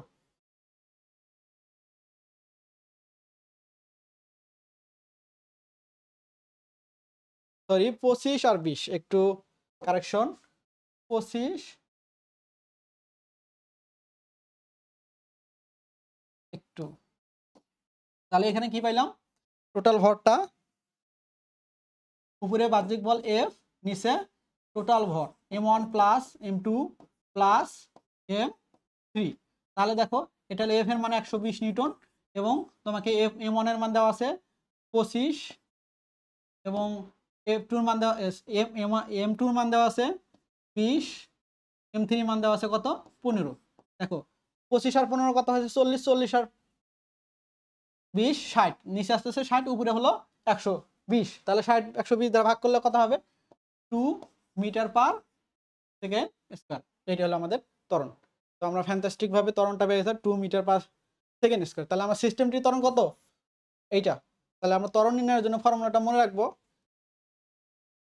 ফর্মুলাটা হলো আমাদের সব ক্ষেত্রেই ত্বরণ নির্ণয়ের জন্য সব ক্ষেত্রে যে ফর্মুলাটা মনে রাখবো, এফ বাহ্যিক বল নিচে টোটাল ভর সামেশন অফ এম টোটাল ভর, এটা আমরা মনে রাখবো। এই সূত্র দিয়ে আমরা পুলির ক্ষেত্রে বলো, এই সুতার টানের ক্ষেত্রে বলো, আমরা ত্বরণ নির্ণয় করতে পারবো। ওকে, আশা করি বুঝতে পারছো। চলো এবার আমরা সামনের দিকে যাই। এবার আমাদের সবচেয়ে বেশি আসে একটা কোশ্চিন, যে টাইপটা সেটা হলো এই লিফট সংক্রান্ত ম্যাথ সবচেয়ে আমাদের বেশি আসে ভার্সিটি অ্যাডমিশনের ক্ষেত্রে। দেখো একটা লিফট, এইটা মনে করো একটা লিফট, এইটা আমাদের লিফট, সুতার মাধ্যমে একটা যুক্ত আছে এবং লিফটে একজন ব্যক্তি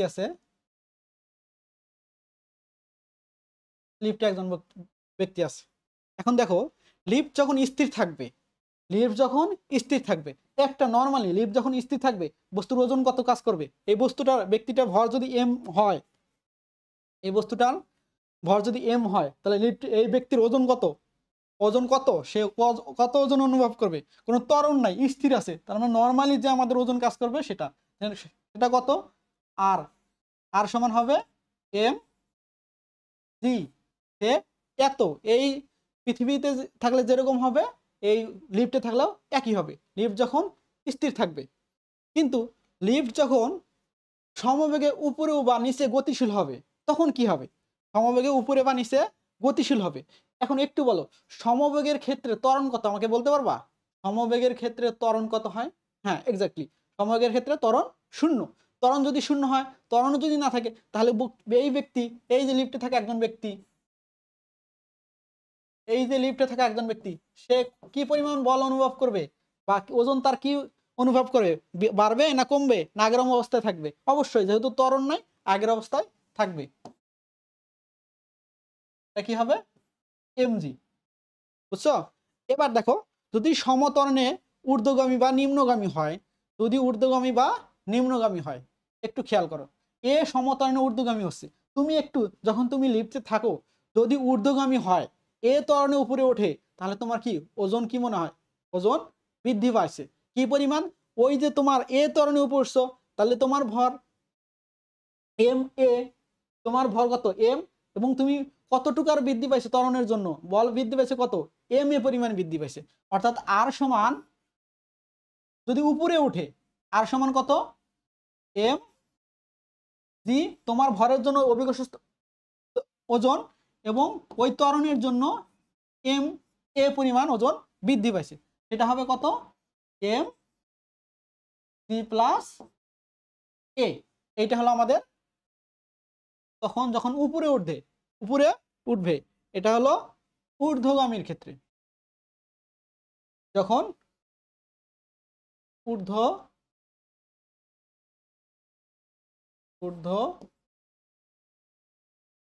ঊর্ধ্বগামীর ক্ষেত্রে এটা।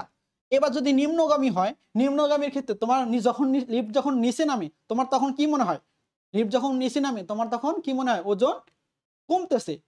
যখন নিচে নামে তোমার মনে হয় আমি একটু হালকা অনুভব করি, তার মানে তখন ওই এ ত্বরণের নিচে নামছে ওই এম এ পরিমাণ ওজন তোমার কমে যায়। তখন আমাদের আর বা ওজন তুমি কি পরিমাণ বল অনুভব করবা সেটা হলো এম জি থেকে এই যে এম এ পরিমাণ বাদ যাবে, এম এ পরিমাণ বল বাদ যাবে। তাহলে আর সমান তুমি পাইলা এম জি মাইনাস এ, এম জি মাইনাস এ। তাহলে আর সমান পেলাম এম জি মাইনাস এ। এবার দেখো যদি দড়ি ছিঁড়ে গেলে কি হবে, লিফটটা কি হবে, জি ত্বরণে কি নিচে নামবে না। জি ত্বরণে যদি নিচে নামে তুমি জি ত্বরণে নিচে নামা তুমি এ ত্বরণে নিচে নামার ফর্মুলাটা কি এম জি মাইনাস এ। তাহলে এখানে দেখো আমরা জানি যদি নিচে নামে এ ত্বরণে নিচে নামে তখন ফর্মুলা এইটা। তাহলে যখন লিফট ছিঁড়ে যাবে তখন কি এ সমান কি হয়ে যাবে জি হয়ে যাবে, আর এ সমান জি হলে জি মাইনাস জি এটা কত হয়ে যাবে শূন্য হয়ে যাবে না। তখন তুমি ওজনহীনতা অনুভব করবা, তোমার ওজন শূন্য হবে। বুঝছো? একটু খেয়াল করো। এখন এই যে এক্ষেত্রে দেখো তুমি সমবেগে উপরে ওঠো, উপরে ওঠার জন্য ফর্মুলা কোডটা এইটা। সমবেগের ক্ষেত্রে এ এই ত্বরণ শূন্য, তার মানে আর সমান এমজি ওইটা খাটতেছে। আবার সমবেগের নিচে নামো, নিচের দিকে গতিশীল হও, সমবেগের ক্ষেত্রে নিচের দিকে গতিশীল ক্ষেত্রে আর সমান এম ইন্টু জি মাইনাস এ। এ ত্বরণে মানে কি শূন্য, এ শূন্য, সমবেগে মানে এ শূন্য। তাহলে আমাদের এটা হয়ে যাচ্ছে আর সমান কত হয়ে যাচ্ছে, আর সমান এম জি। বুঝছো? এরপরে সামনের দিকে আগাই। এবার দেখো তোমাকে যদি তুমি ধরো তুমি লিফটে আছো, তুমি একটু খেলা করতেছো, তোমার লিফটে লিফটে খেলা করতেছো। সেই খেলাটা কি, এইটা ধরো আমাদের লিফট, এটা আমাদের লিফট। তুমি এখানে দাঁড়ানো আছো, এই যেটা তুমি এখান থেকে তোমার হাতে থেকে একটা বল উপর থেকে ছেড়ে দিবা এবং লিফটটা ধরো উপরের দিকে আছে, উপরের দিকে বা স্থির আছে। প্রথমে ধরো লিফটটা স্থির আছে, তুমি এই বস্তুটা ছেড়ে দিবা এই সুস্থতা থেকে, কত এই সুস্থতা থেকে। তাহলে দেখো তুমি এই সুস্থতা থেকে ছেড়ে দাও, তাহলে আমি একটা এখান থেকে একটা ওই গতিবিদ্যার সূত্রগুলো থেকে আমরা কি লিখতে পারি, এই সমান কি লিখতে পারি ইউটি প্লাস হাফ জি টি স্কয়ার। যখন লিফটটা স্থির থাকবে ত্বরণ থাকবে না, তার মানে আবার তুমি ছেড়ে দিচ্ছ এই বস্তুটা, তুমি ছেড়ে দিচ্ছ, তার মানে আদি বেগ কত, এটা জিরো হয়ে যাবে না। তাহলে এখান থেকে কি পেলাম, এই সমান কি পাবো হাফ জি টি স্কয়ার। অতএব এখান থেকে কি পাবো, টি এর ভ্যালু যদি আমি বের করি √2h/g। এইটা হলো সময় নির্ণয় করা।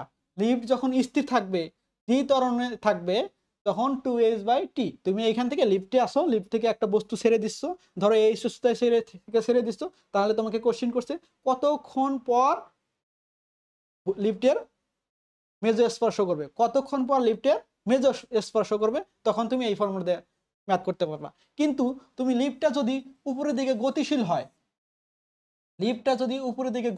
হয়, লিফট ধরো এ ত্বরণে গতিশীল মানে এ ত্বরণে গতিশীল হয়, তুমি যদি এখান থেকে একটা বস্তু ছেড়ে দাও, ওই বস্তুটা ছেড়ে দাও ওই যে এখান থেকে এই সুস্থতা থেকে, তাহলে কি হবে, এখান থেকে যদি ছেড়ে দাও তাহলে দেখো তোমাদের বলবে কতক্ষণ পর মেজো স্পর্শ করবে। এখন তুমি কি করবা, টি তুমি জানো কি √2h/g, কিন্তু এটা কি জি ত্বরণে আছে, জি ত্বরণে কি আছে না, কি ত্বরণে আছে আরো ত্বরণে আছে, এ ত্বরণে উপরে উঠতেছে, তার মানে উপরে ওঠার ক্ষেত্রে একটু আগে যখন উপরে ওঠার ক্ষেত্রে কি পায়, ওজন বৃদ্ধি পায়। মানে জি প্লাস এ ছিল, এম ইন্টু জি প্লাস এ, এই যে এখানে তুমি ত্বরণ এটা যোগ করে দিবা। যখন উপরে উঠবে, তুমি যখন ওজন বৃদ্ধি পাইছে, বৃদ্ধি পাওয়ার জন্য কি করছো, এ ত্বরণটা যোগ করে দিছো, সেম কাজটাই এখানে করবা। তুমি এইটা ফর্মুলা হিসেবে মনে রাখবা। যখন ঊর্ধ্বগামী হবে, এ ত্বরণে উপরে উঠবে, যখন এ ত্বরণে উপরে উঠবে তখন তুমি এই ফর্মুলাটা ইউজ করবা।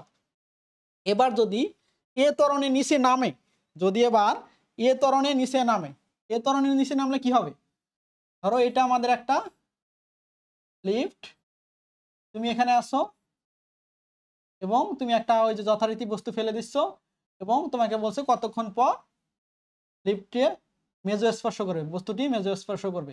তাহলে দেখো এবার কি হচ্ছে, এ ত্বরণে নিচে নামতেছে, এ ত্বরণে নিচে নামতেছে, তখন টি, এই টি এর মানটা কিভাবে বের করবা, root over 2h, root over 2h G minus A, root over 2h G minus A, বুঝছো? যখন এটা উপরে উঠবে, যখন এটা নিচে নামবে, এইটা আমরা টাইমটা বের করতে পারবো। এক লিফটের ভিতর থেকে যদি একটা বস্তু ফেলে দেয়, কখন আমরা কত সময় পর নিচে মেজো স্পর্শ করবে সেটা আমরা বের করতে পারবো। ওকে, আশা করি বুঝতে পারছো। চলো আমরা সামনের দিকে আগাই। চলো একটা ম্যাথ করি। ম্যাথটা দেখো সামনের দিকটা সুন্দর, এটা একটা ভার্সিটিতে আসা, ঢাকা ইউনিভার্সিটিতে আসা একটা ম্যাথ। এখানে কি বলছে যে একটি লিফট 2 মিটার/সেকেন্ড ত্বরণে নিচে নামতেছে, লিফটের মেজর 1 মিটার উপর থেকে একটি বলকে স্থির অবস্থা থেকে ছেড়ে দেওয়া হলে লিফটের মেজর স্পর্শ করতে বলটির কত সময় লাগবে। এটা ভার্সিটিতে আসা একটা কোশ্চিন, ডিইউতে আসা একটা কোশ্চিন। তো দেখো এই ম্যাথটা করার জন্য এখানে আমাকে কি বলছে, এই যে আমাদের একটা লিফট আছে, এই লিফট, এই যে লিফটের এখানে একজন ব্যক্তি ছিল যার হাতে ধরো একটা, এখানে কি বলছে, একটা বল, কি একটা বল আছে, এই বলটাকে ছেড়ে দিচ্ছে, এই ছেড়ে দেওয়ার ফলে এটা নিচে পড়বে। এখন বলছে এই উচ্চতাটা কত, আমাদের এই যে উচ্চতাটা এইচ বলে দিচ্ছে 1 মিটার, এবং সেটা এ ত্বরণে, এ ত্বরণে ত্বরণে নিচে নামতেছে, এই যে ত্বরণ এটা বলে দিচ্ছে কত, 2 মিটার/সেকেন্ড স্কয়ার, 2 মিটার/সেকেন্ড স্কয়ার, এত ত্বরণে নিচে নামতেছে। তো নিচে নামার ক্ষেত্রে আমরা ফর্মুলা শিখছি, একটু আগে শিখছি যে কত সময় পর মেজো স্পর্শ করবে। তো নিচে নামার জন্য আমরা জানি রুট ওভার 2h ভাগ সি মাইনাস এ। এখানে দেখো আমরা ভ্যালুগুলো, এটা কিন্তু ক্যালকুলেশন করতে হবে আমাদের, যেহেতু আমাদের ক্যালকুলেটর নাই, তারপরে কিন্তু আমাদের ক্যালকুলেশন করতে হবে। 2 ইন্টু এইচ এর মান কত, 1 মিটার, এই যে এইচ 1 মিটার উপর থেকে ফেলে দেওয়া হয়, তাহলে 1, আর এইদিকে জি এর মান কত, 9.8, আমাকে দেওয়া আছে কত, 2 মিটার/সেকেন্ড স্কয়ার, ত্বরণ দেওয়া আছে কত, 2 মিটার/সেকেন্ড স্কয়ার। এটা আসলে ক্যালকুলেশন করার জন্য সম্ভবত 2.8 ছিল। তো দেখি আমরা ক্যালকুলেশন করা যেত, তাহলে মানটা একটু আমাদের চেঞ্জ করে দিতে হবে। তাহলে আমি এখানে দেখো যদি 2 মাইনাস করে দেই, তাহলে এখানে থাকতেছে 9.8, 9.8 থেকে 7.2। হ্যাঁ, আমাদের একটু ভ্যালুগুলো চেঞ্জ করে দিতে হবে, আমাদের একটু ভ্যালুগুলো চেঞ্জ করে দিতে হবে। আমি যদি 3.8 দেই, 3.8 দিলে এখানে 6 আসবে, 1/√3, তাও হচ্ছে না, না? তাহলে আমার 4 বানাতে হবে। 4 বানানোর জন্য এখানে আমরা কি করতে পারি, 4 বানানোর ত্বরণটা চেঞ্জ করে 8, 1.8, দেখো আসলে এটা 1.8 ছিল, এই ত্বরণটা 1.8, এই ত্বরণটা 1.8 দাও, 8 মিটার স্কয়ার/মিটার স্কয়ার, তাহলে 1.8/মিটার স্কয়ার দিলে কি হবে, 1.8, তাহলে এখানে দেব 1.8, এটাও হবে কত, এটাও হবে আরেকটা কত হবে, এটা হবে কত, এ ত্বরণে নিচে নামছে যে ভ্যালুটা 1.8 মিটার পার সেকেন্ড স্কোয়ার। তাহলে এখানে যদি বসে আমরা এই ভ্যালুটা 2 ডিভাইডেড বাই 9.8, এটা যদি বিয়োগ করি, বিয়োগ করে আসবে 8.88 চলে যাবে, একবার দিলে আসবে 8। দেখো 8কে যদি আমরা ভাঙি 2/8 মানে কত, 1/4। 1/4কে রুট করলে কত হবে, 1/2। 1/2 মানে কত, 0.5 সেকেন্ড। তাহলে আমাদের অ্যান্সার আসতেছে কত, 0.5 সেকেন্ড। আমাদের অ্যান্সার হলো এই নাম্বার অ্যান্সারটা রাইট। বুঝছো, একটু ভ্যালুটা আমাদের সমস্যা হয়ে গেছিলো, এটা ছিল মূলত 1.8 মিটার পার সেকেন্ড স্কোয়ার। ওকে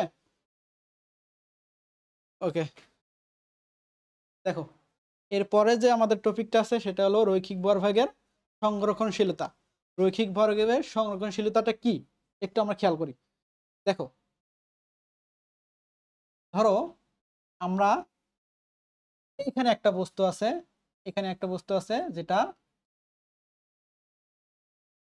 এমন ভরের বস্তু, এটা সামনের দিকে ইউ টু না ইউ1 বেগে,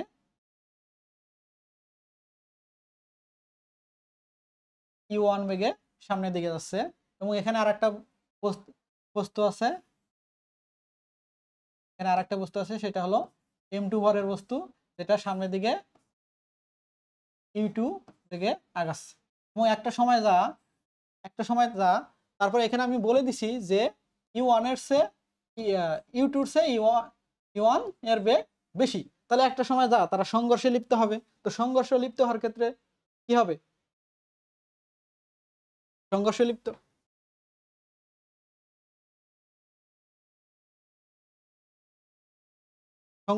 হওয়ার ক্ষেত্রে কি হবে, দেখো যখন সংঘর্ষ হবে, এই যে একটা সময় যা তারা সংঘর্ষ হবে তাদের মধ্যে, সংঘর্ষ হওয়ার ফলে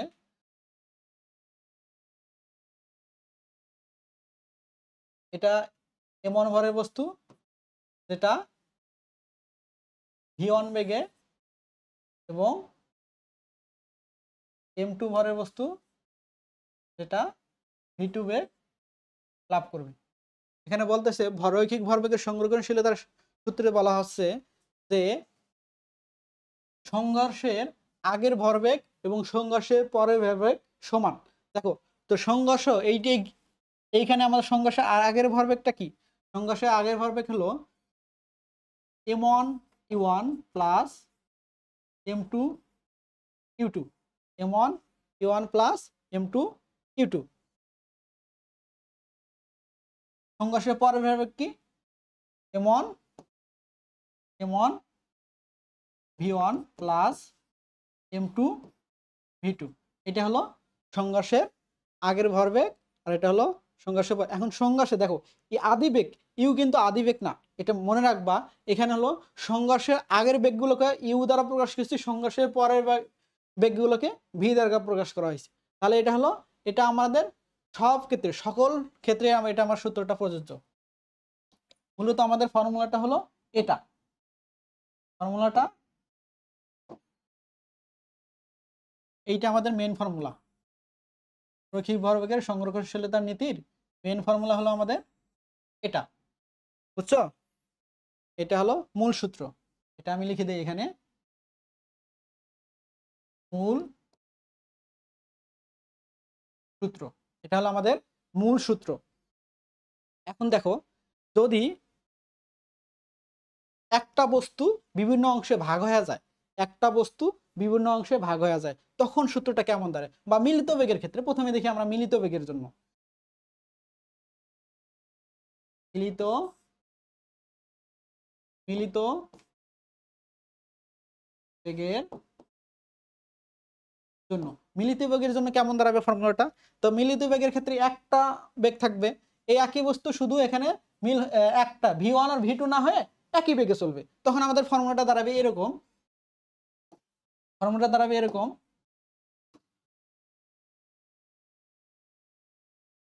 m1 m1 Q1 plus M2 Q2 সমান M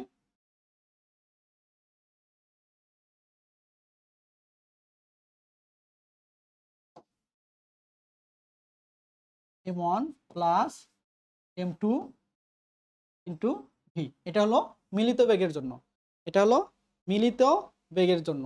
এবার আসো বন্দুকের জন্য, বন্দুকের পশ্চাৎ বেগ, বন্দুকের পশ্চাৎ বেগের জন্য এটা কেস 1, কেস 1। এবার কেস 2, কেস 2, কেস 2 তে কি আসতে পারে? এটা মূলত ভার্সিটি অ্যাডমিনিস্ট্রেটে 4 ভাবে কোশ্চেন আসতে পারে। আমি যে কয় ভাবে কোশ্চেন আসতে পারে আমি তোমাদের এটা লিখে দিচ্ছি। দেখো এবার বন্দুকের পশ্চাৎ বেগ, বন্দুকের পশ্চাৎ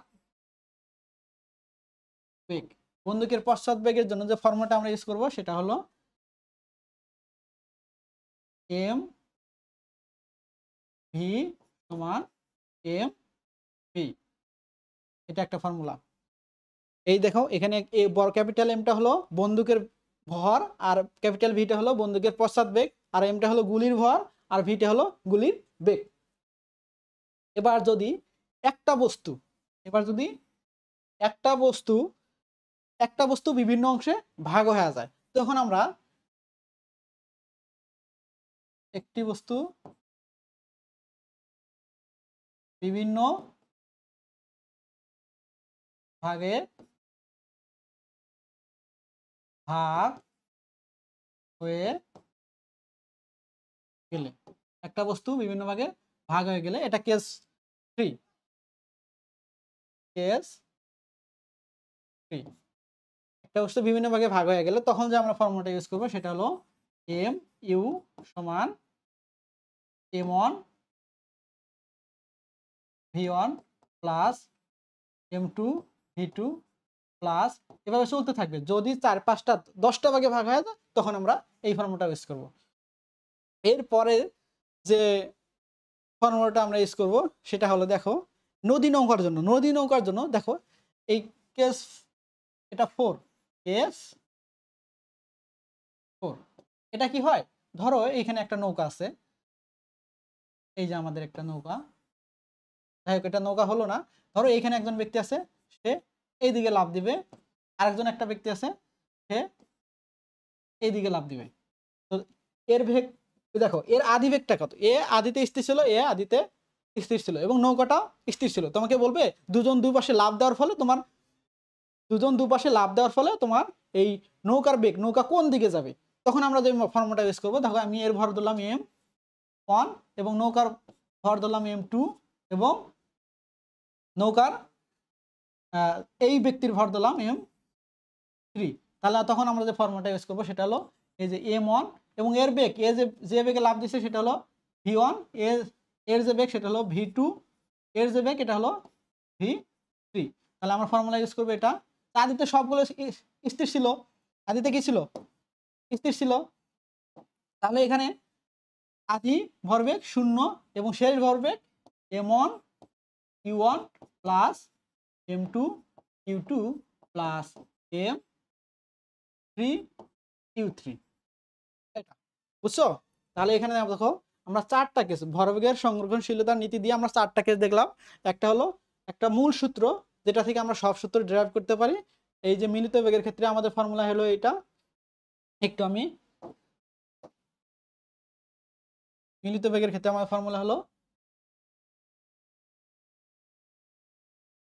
এটা, এবং আমাদের বন্দুকের পশ্চাৎ বেগের ক্ষেত্রে ফর্মুলা হলো আমাদের এটা, এবং একটা বস্তু বিভিন্ন ভাগে ভাগ হয়ে গেলে আমাদের ফর্মুলা হলো এটা, এবং আমাদের এই যে নৌকা কোন দিকে যাবে এটা যদি আমাকে বের করতে বলে তখন আমাদের ফর্মুলা হলো এটা। ওকে, এই ছিল আমাদের ভরবেগের সংরক্ষণশীলতা নীতির বিভিন্ন কেস। এবার চলো আমরা একটা ম্যাথ করি। এবার দেখো যে কি দেওয়া আছে, 4 কেজি ও 6 কেজি ভরের দুটি বস্তু যথাক্রমে 10, এখানে 4 কেজি আর 10 মিটার পার সেকেন্ড ও 5 মিটার পার বেগে একই দিকে, এই কথাটা খুবই ইম্পর্টেন্ট, একই দিকে গতিশীল, পরস্পর ধাক্কা খেয়ে খাওয়ার পর বস্তু যুক্ত অবস্থায় চলতে থাকলে যুক্ত বস্তুর বেগ কত, জিএসটিতে আসা একটা ডিইউতে আসা, ডিইউ থেকে আসা একটা কোশ্চিন। এবার এখানে দেখো যুক্ত অবস্থায় মানে কি, এটা কিন্তু মিলিত বেগ। যুক্ত অবস্থায় থাকা মানে কি, এটাই হলো মিলিত বেগ। যুক্ত অবস্থায় থাকা মানে কি, তোমাকে মূলত চাইছে কি মিলিত মিলিত বেগ। যুক্ত অবস্থা থাকা মানে কি মিলিত বেগ, তোমার এখানে চাইছে মিলিত বেগ। তাহলে দেখো এত বেগে যাচ্ছে, ধাক্কা খাওয়ার পর মিলিত বেগ। তাহলে আমরা মিলিত বেগের ফর্মুলা কি জানি, আমরা জানি কি একবারে সরাসরি লিখতে পারি m1 u1 plus m2 u2 m1 plus m2 v। তাহলে এখান থেকে আমার বের করতে হবে কি v বের করতে হবে। তাহলে v সমান পাবো কি m1 u1 plus m2 u2 ভাগ m1 প্লাস m2। তাহলে এখান থেকে দেখো আমরা যে ভ্যালুটা পাবো সেটা হলো এই m1 এর মান দেওয়া আছে কত 4 কেজি 4, এবং u1 এর মান দেওয়া আছে কত 10, 4 গুণন 10 প্লাস একই দিকে এই জন্য আমাদের বেগটা আমি পজিটিভ ধরছি। একই দিকে হওয়ার কারণে m1 আর u1 দুইটা পজিটিভ। আবার এখানে আবার আছে কি m2 ভ্যালুটা কত 6 কেজি। তাহলে এখানে আসলে 6 ইন্টু আর m2 বস্তুটার ভর যেটা কত দেওয়া আছে m2 ভরের বেগ 5। তাহলে আমাদের এখানে এবং 4 প্লাস 6, তাহলে এখানে আমরা যেটা ক্যালকুলেশন করে পাবো কি, এখানে দেখো 40 আর 30, এখানে 40 প্লাস 30 ভাগ 10, তাহলে 70 ভাগ 10 কত হবে 7 metre per second. 7 metre per second, এটা হলো মিলিত বস্তুর বেগ, মিলিত বেগ। এইটা হলো আমাদের অ্যান্সার, এটা হলো অ্যান্সার। ওকে, চলো সামনের দিকে আগাই। এরপরে দেখো ওই একই টাইপের ম্যাথ বা একটা, তোমরা এটা আশা করি তোমরা পারবা, কিন্তু এখানে একটু তফাৎটা হলো, একটু দেখো এখানে আগে ছিল একই দিকে, এবার হলো বিপরীত দিকে। এইটা একটু খেয়াল রাখবা। এই বিপরীত দিকে বলা আছে, আগে ছিল কি একই দিকে, এবার আছে বিপরীত দিকে। তোমাকে অবশ্যই দিক বসাতে হবে, বেগ একটা ভেক্টর রাশি, দিক মেনশন করে দিতে হবে। আবার ওই মিলিত বেগ চাইছে, আশা করি তোমরা পারবা। দেখো একটু আমরা জানি কি একটু আগে শিখলাম ভি সমান m1 u1 plus m2 u2 by m1 plus m2। এখানে দেখো আমাদের কি বলা আছে, এই যে এখানে একটা বস্তু আছে, যে বস্তুটার ভর দেওয়া আছে 40 কেজি,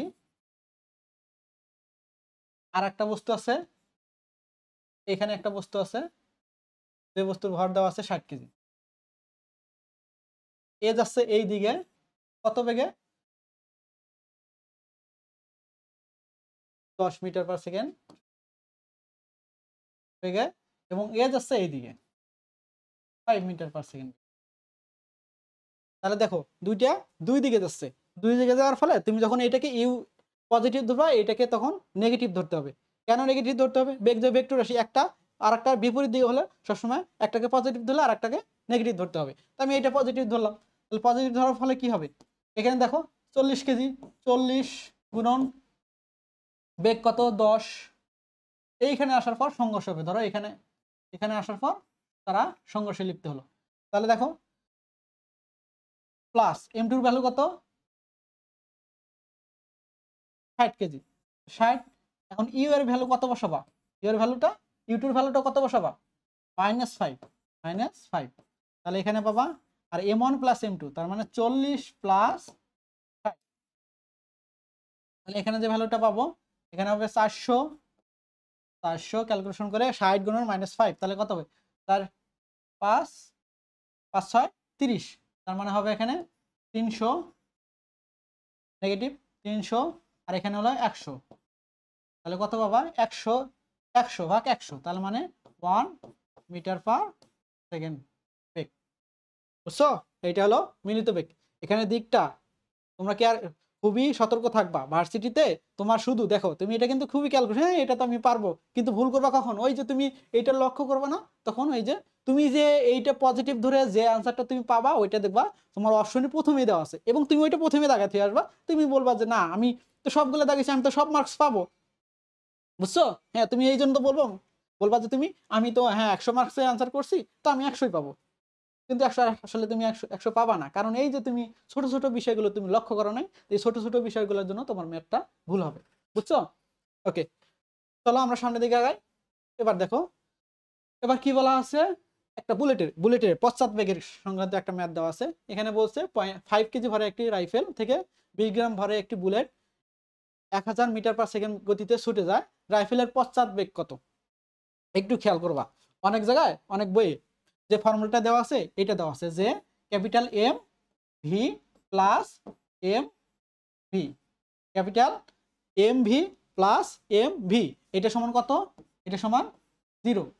আসলে এই যে এইটা তুমি প্লাস এম ভি, তুমি এখান থেকে যদি ভি বের করতে চাও, একটু খেয়াল করো, এখান থেকে যদি তুমি ভি বের করতে চাও এম ভি, ওইদিকে যা কি হবে নেগেটিভ এম ভি, তাহলে এখান থেকে আমরা ভি বের করব, ভি সমান হবে মাইনাস এম ভি ভাগ এম।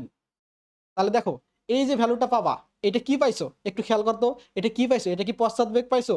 অবশ্যই না, তুমি রাইফেলের এটা বেগ পাইছো। কি পাইছো? রাইফেলের বেগ। একটু আমরা ভ্যালুগুলো বসাই, দেখো একটু ম্যাথটা করি। এখানে কি দেওয়া আছে, যে ভ্যালুগুলো দেওয়া আছে আমরা একটু দেখি, একবারে ম্যাথটা করে নিই। ভ্যালু আছে রাইফেলের ভর দেওয়া আছে 5 কেজি, আমরা নিচে একটা 5 বসাই, এখানে 5 এবং তোমাকে 20 গ্রাম ভরের বস্তু দেওয়া আছে রাইফেল বন্দুকের, এমটা হলো বন্দুকের ভর, সেটা হলো 20 গ্রাম। তাহলে এখানে আমাদের নেগেটিভ চিহ্ন আছে, মাইনাস চিহ্ন আছে, তাহলে এখানে হবে 20 ইন্টু 10⁻³ আমরা এসআই ইউনিটে নিলাম, এবং বেগ দেওয়া আছে কত? 1000। বেগ দেওয়া আছে কত? 1000।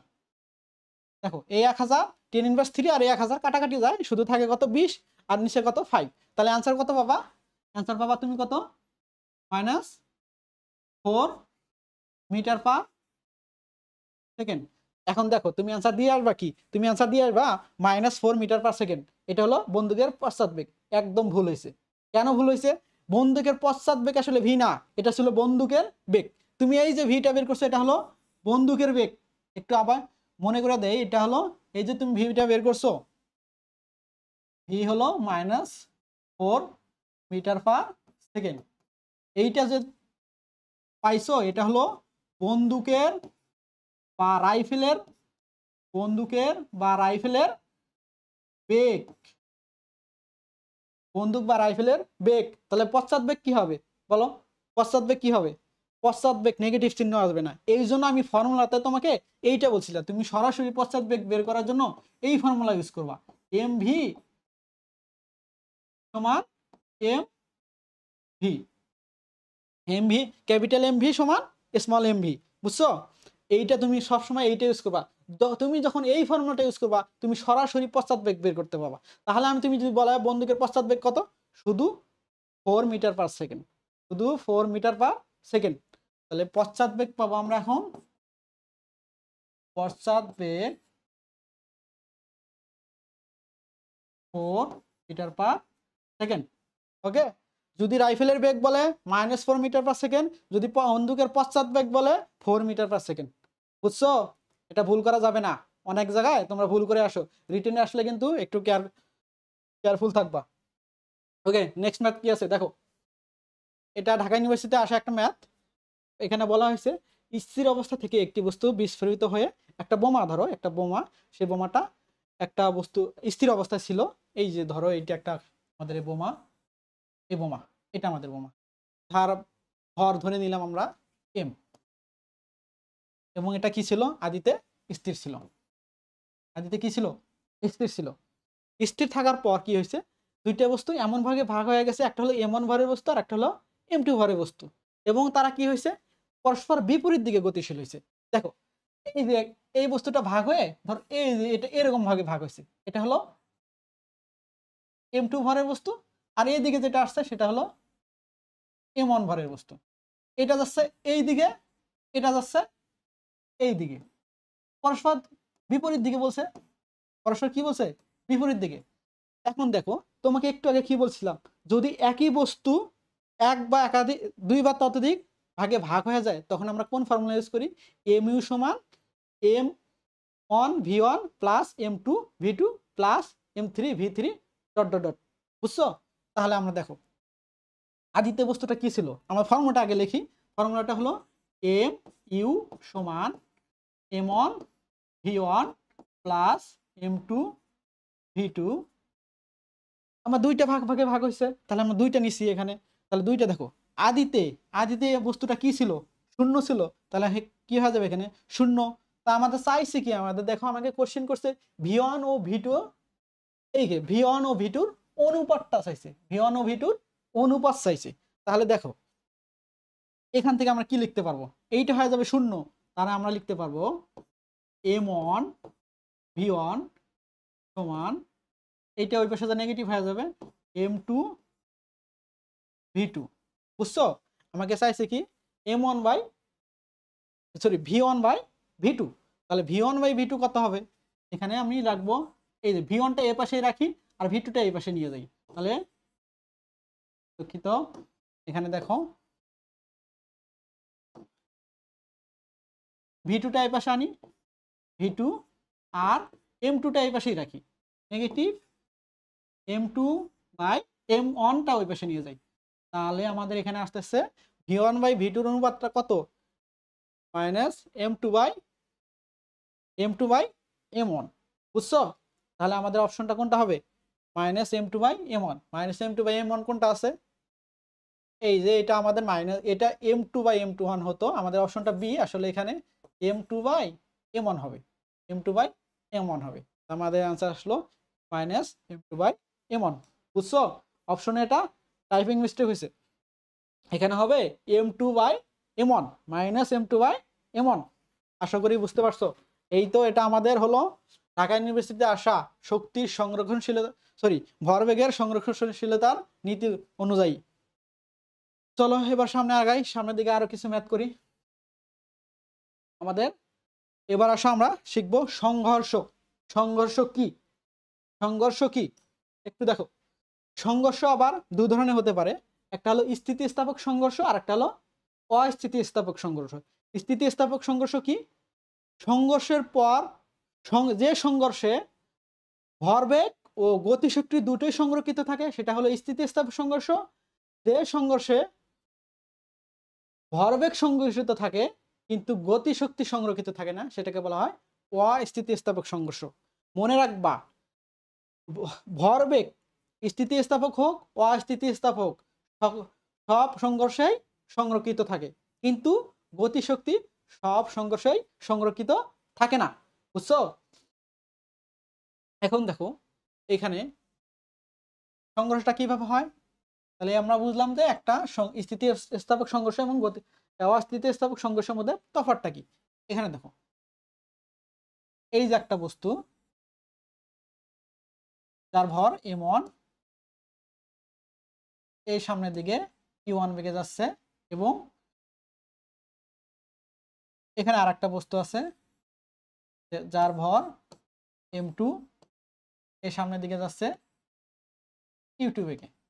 একটা সময় তারা সংঘর্ষে লিপ্ত হলো, এবং বলে দিছি আমি এখানে যে u1 বড়, u1 বড়, u2 সে u1 বড়। তাহলে একটা সময় যা সংঘর্ষে লিপ্ত হবে, তাহলে ধরলাম যে এই এখানে যাচ্ছে সংঘর্ষে লিপ্ত হলো। সংঘর্ষে লিপ্ত হওয়ার পর দুইটা বস্তু আলাদা হয়ে গেল, এবং এ যাচ্ছে এইদিকে v1 বেগে, এ যাচ্ছে এইদিকে v2 বেগে। এটা হলো m1 ভরের বস্তু, এটা হলো m2 ভরের বস্তু। তো m2 ভরের বস্তু, তাহলে ভরবেগের অনুসারে কি লিখতে পারি? ভরবেগের সংরক্ষণশীল অনুসারে ভরবেগের ক্ষেত্রে কি লিখতে পারি? m1 একটু আগে শিখেছি, m1 u1 plus m2 u2 সমান m1 v1 plus m2 v2। বুঝছো? একটু লক্ষ্য করো, এখানে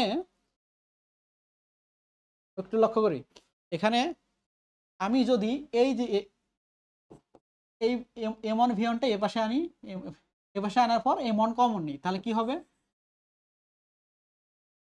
m1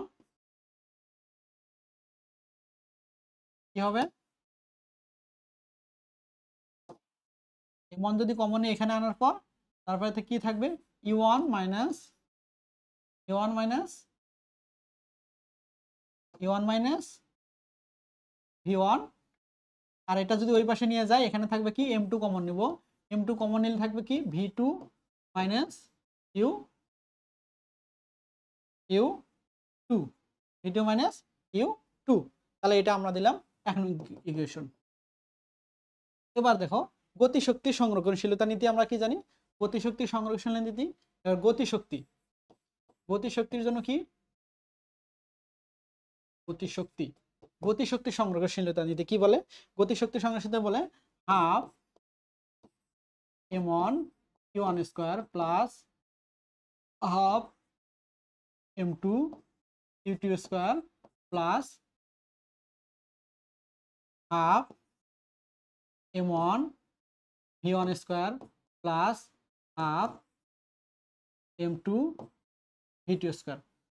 তাহলে এখান থেকে আমি একটা ক্যালকুলেশন করে আমি একটু পাবো, এখানে যদি ক্যালকুলেশন করি তাহলে আমরা পাবো m1, এটা যদি এই পাশে আনি তাহলে আমরা পাবো m1 e1 square plus v1 square সমান m2 v2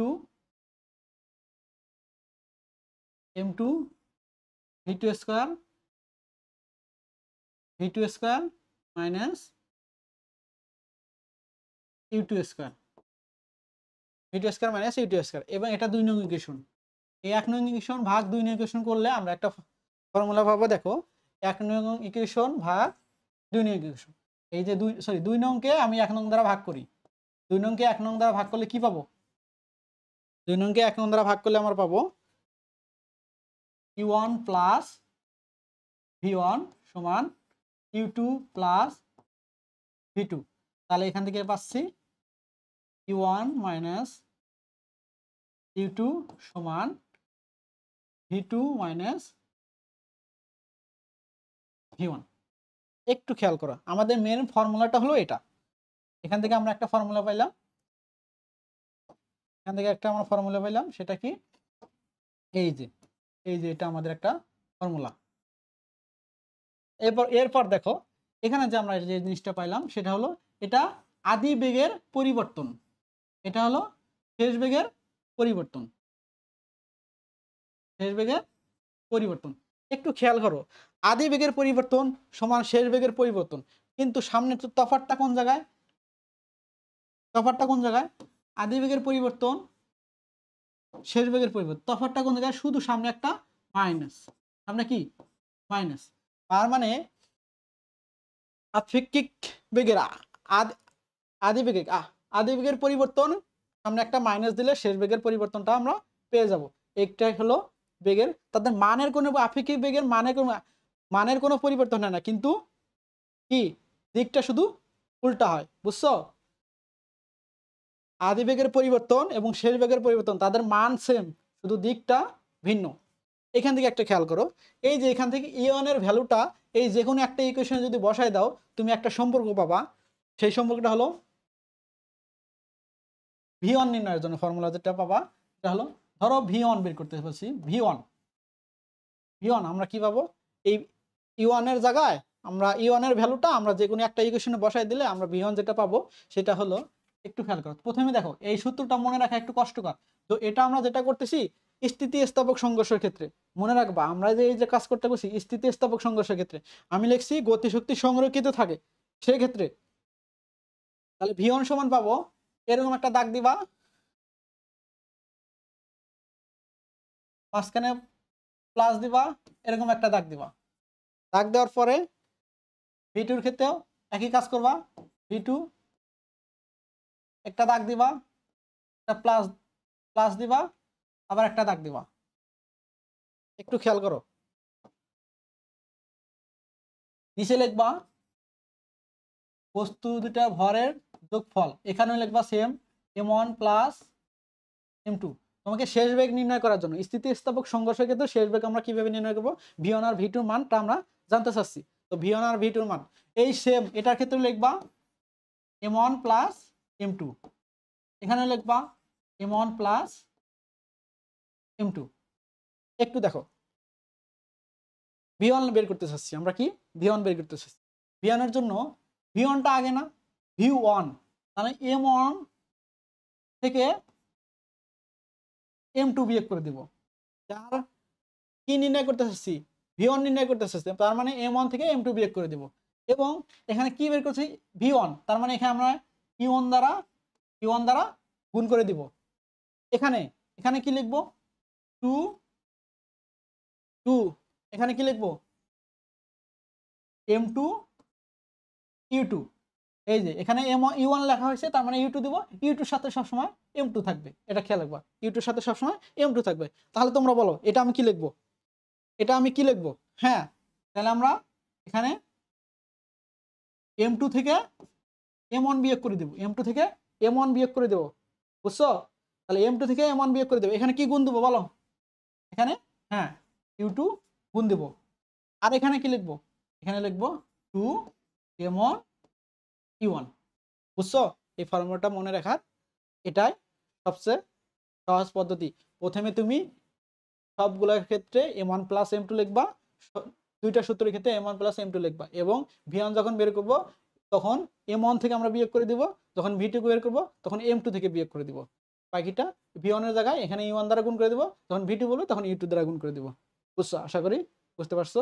এটা ছিল আমাদের ফর্মুলা মনে রাখার একটা ট্রিক্স। এই ফর্মুলাটা তোমরা মনে রাখবা ভরবেগের সংরক্ষণশীলতার ক্ষেত্রে। একটু খেয়াল করো, এখানে আরেকটা কিন্তু আমরা কাজ করতে পারি, সেটা হলো, আচ্ছা এটা আমরা সামনে দিকে, এখানে আমাদের জায়গা হবে না, একটু সামনের দিকে আগে। এই যে একটা ম্যাথ দেওয়া আছে, এই ম্যাথটা সলভ করার আগে একটু আমি তোমাদের বলে নেই। দেখো যদি যদি ভর সমান হয়, m1 সমান m2 হয়, যদি m1 সমান m2 হয়,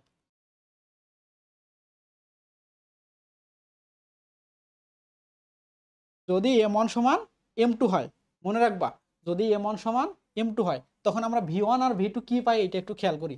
দেখো আমার ফর্মুলাটা কি ছিল, v1 এর জায়গায় v1 যখন বের করব তখন ফর্মুলা ছিল m1 plus m2 m1 minus m2 into u1 plus নিচে m1 প্লাস m2 উপরে 2 m2 u2, তাই না?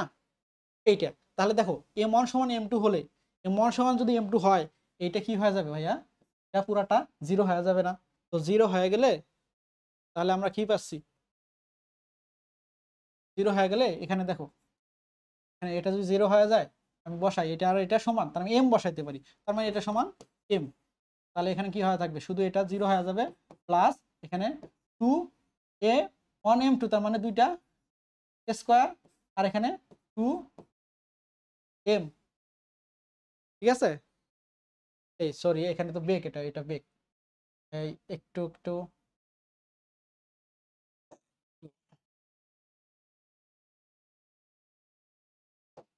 তাহলে দেখো এখানে নিচে m1 plus m plus m, আর উপরে কি থাকতেছে 2m u2, আর নিচে হইতেছে কি, তাহলে 2m u2 বাই 2m, তাহলে এই 2m 2m কাটা, শুধু থাকতেছে কি u2, তাহলে v1 পাইলাম এটা, বুঝছো? একইভাবে এখন কি আসতেছে, আমি যদি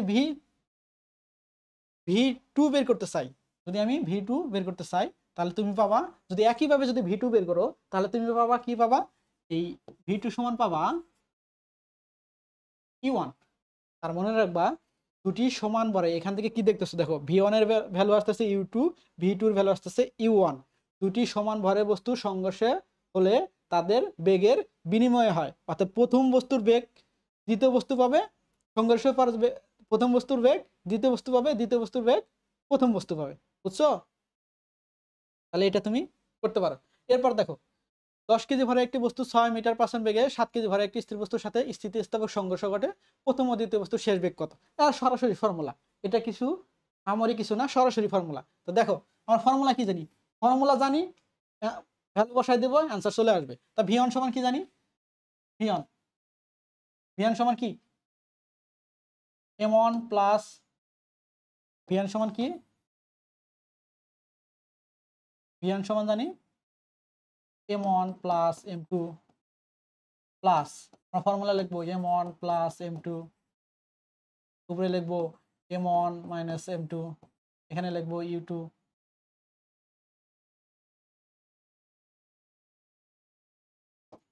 এখানে লিখবো u2 প্লাস এখানে লিখবো 2m2 u2 তাহলে দেখো কি বলছে এখানে 10 কেজি ভরের একটি বস্তু এটা পিছনে আছে তার মানে এটা হলো u1 m1 এটা হলো m1 এটা হলো m1 বস্তু যার বেগ হলো u1 এইটা এবং 7 কেজি ভরের একটি বস্তু যেটা হলো m2 এবং স্থির বস্তু এই m2টা হলো স্থির এটা হলো স্থির সরি m2 এটা হলো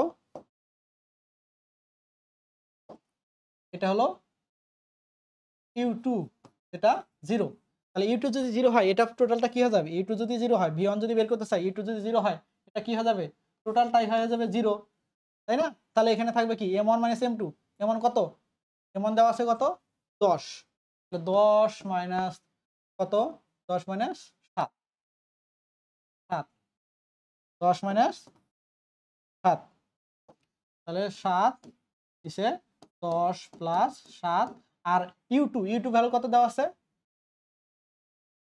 এই এটা u2 হবে না রে এটা হবে u1 একটু ভুল করে ফেলছি এটা হবে u1 তাহলে u1 এর ভ্যালু আছে কত u1 এর ভ্যালু আছে 6 তাহলে आंसर হবে এখানে হবে 6 তাহলে 10 থেকে 17 এখানে থাকতেছে 3 আর নিচে থাকতেছে 170 এবং এখানে 6 তাহলে 3 6 18 বাই 17 এইটা হবে আমাদের v1 এবার v2 যদি বলেন v2 কি v2 আমাদের v2 ফর্মুলা কি v2 ফর্মুলা আমাদের v2 ফর্মুলা কি v2 ফর্মুলা হলো এখানে থাকবে m1 plus m2 plus m1 plus m2 এখানে হলো m1 প্লাস m2 তাহলে এখানে কি থাকতেছে এখানে হলো v2 বের করতেছি তাহলে v2 থেকে m2 থেকে বিয়োগ করে দেব m1 আর এখানে u2 লিখব আর এখানে 2 m1 u1 তাহলে দেখো এবার আমাদের কিন্তু u2 যদি 0 হয়ে যায় এটা কি হয়ে যাবে পুরাটাই 0 তাহলে 0 প্লাস এবার 2 m1 কত m1 এর ভ্যালু 10 তাহলে এখানে আসতেছে 10 ইনটু u1 কত u1 আসতেছে 6 তাহলে এখানে m1 7 আর 10 তাহলে 10 প্লাস 7 তাহলে আমরা কত পাচ্ছি v2 পাচ্ছি 7 × 12 120 বাই এখানে হলো 17 মিটার পার সেকেন্ড তাহলে आंसर এটা আমি এর এককটা কি মিটার পার সেকেন্ড এটা হচ্ছে আমাদের v1 এর জন্য आंसर এটা হলো v2 এর জন্য आंसर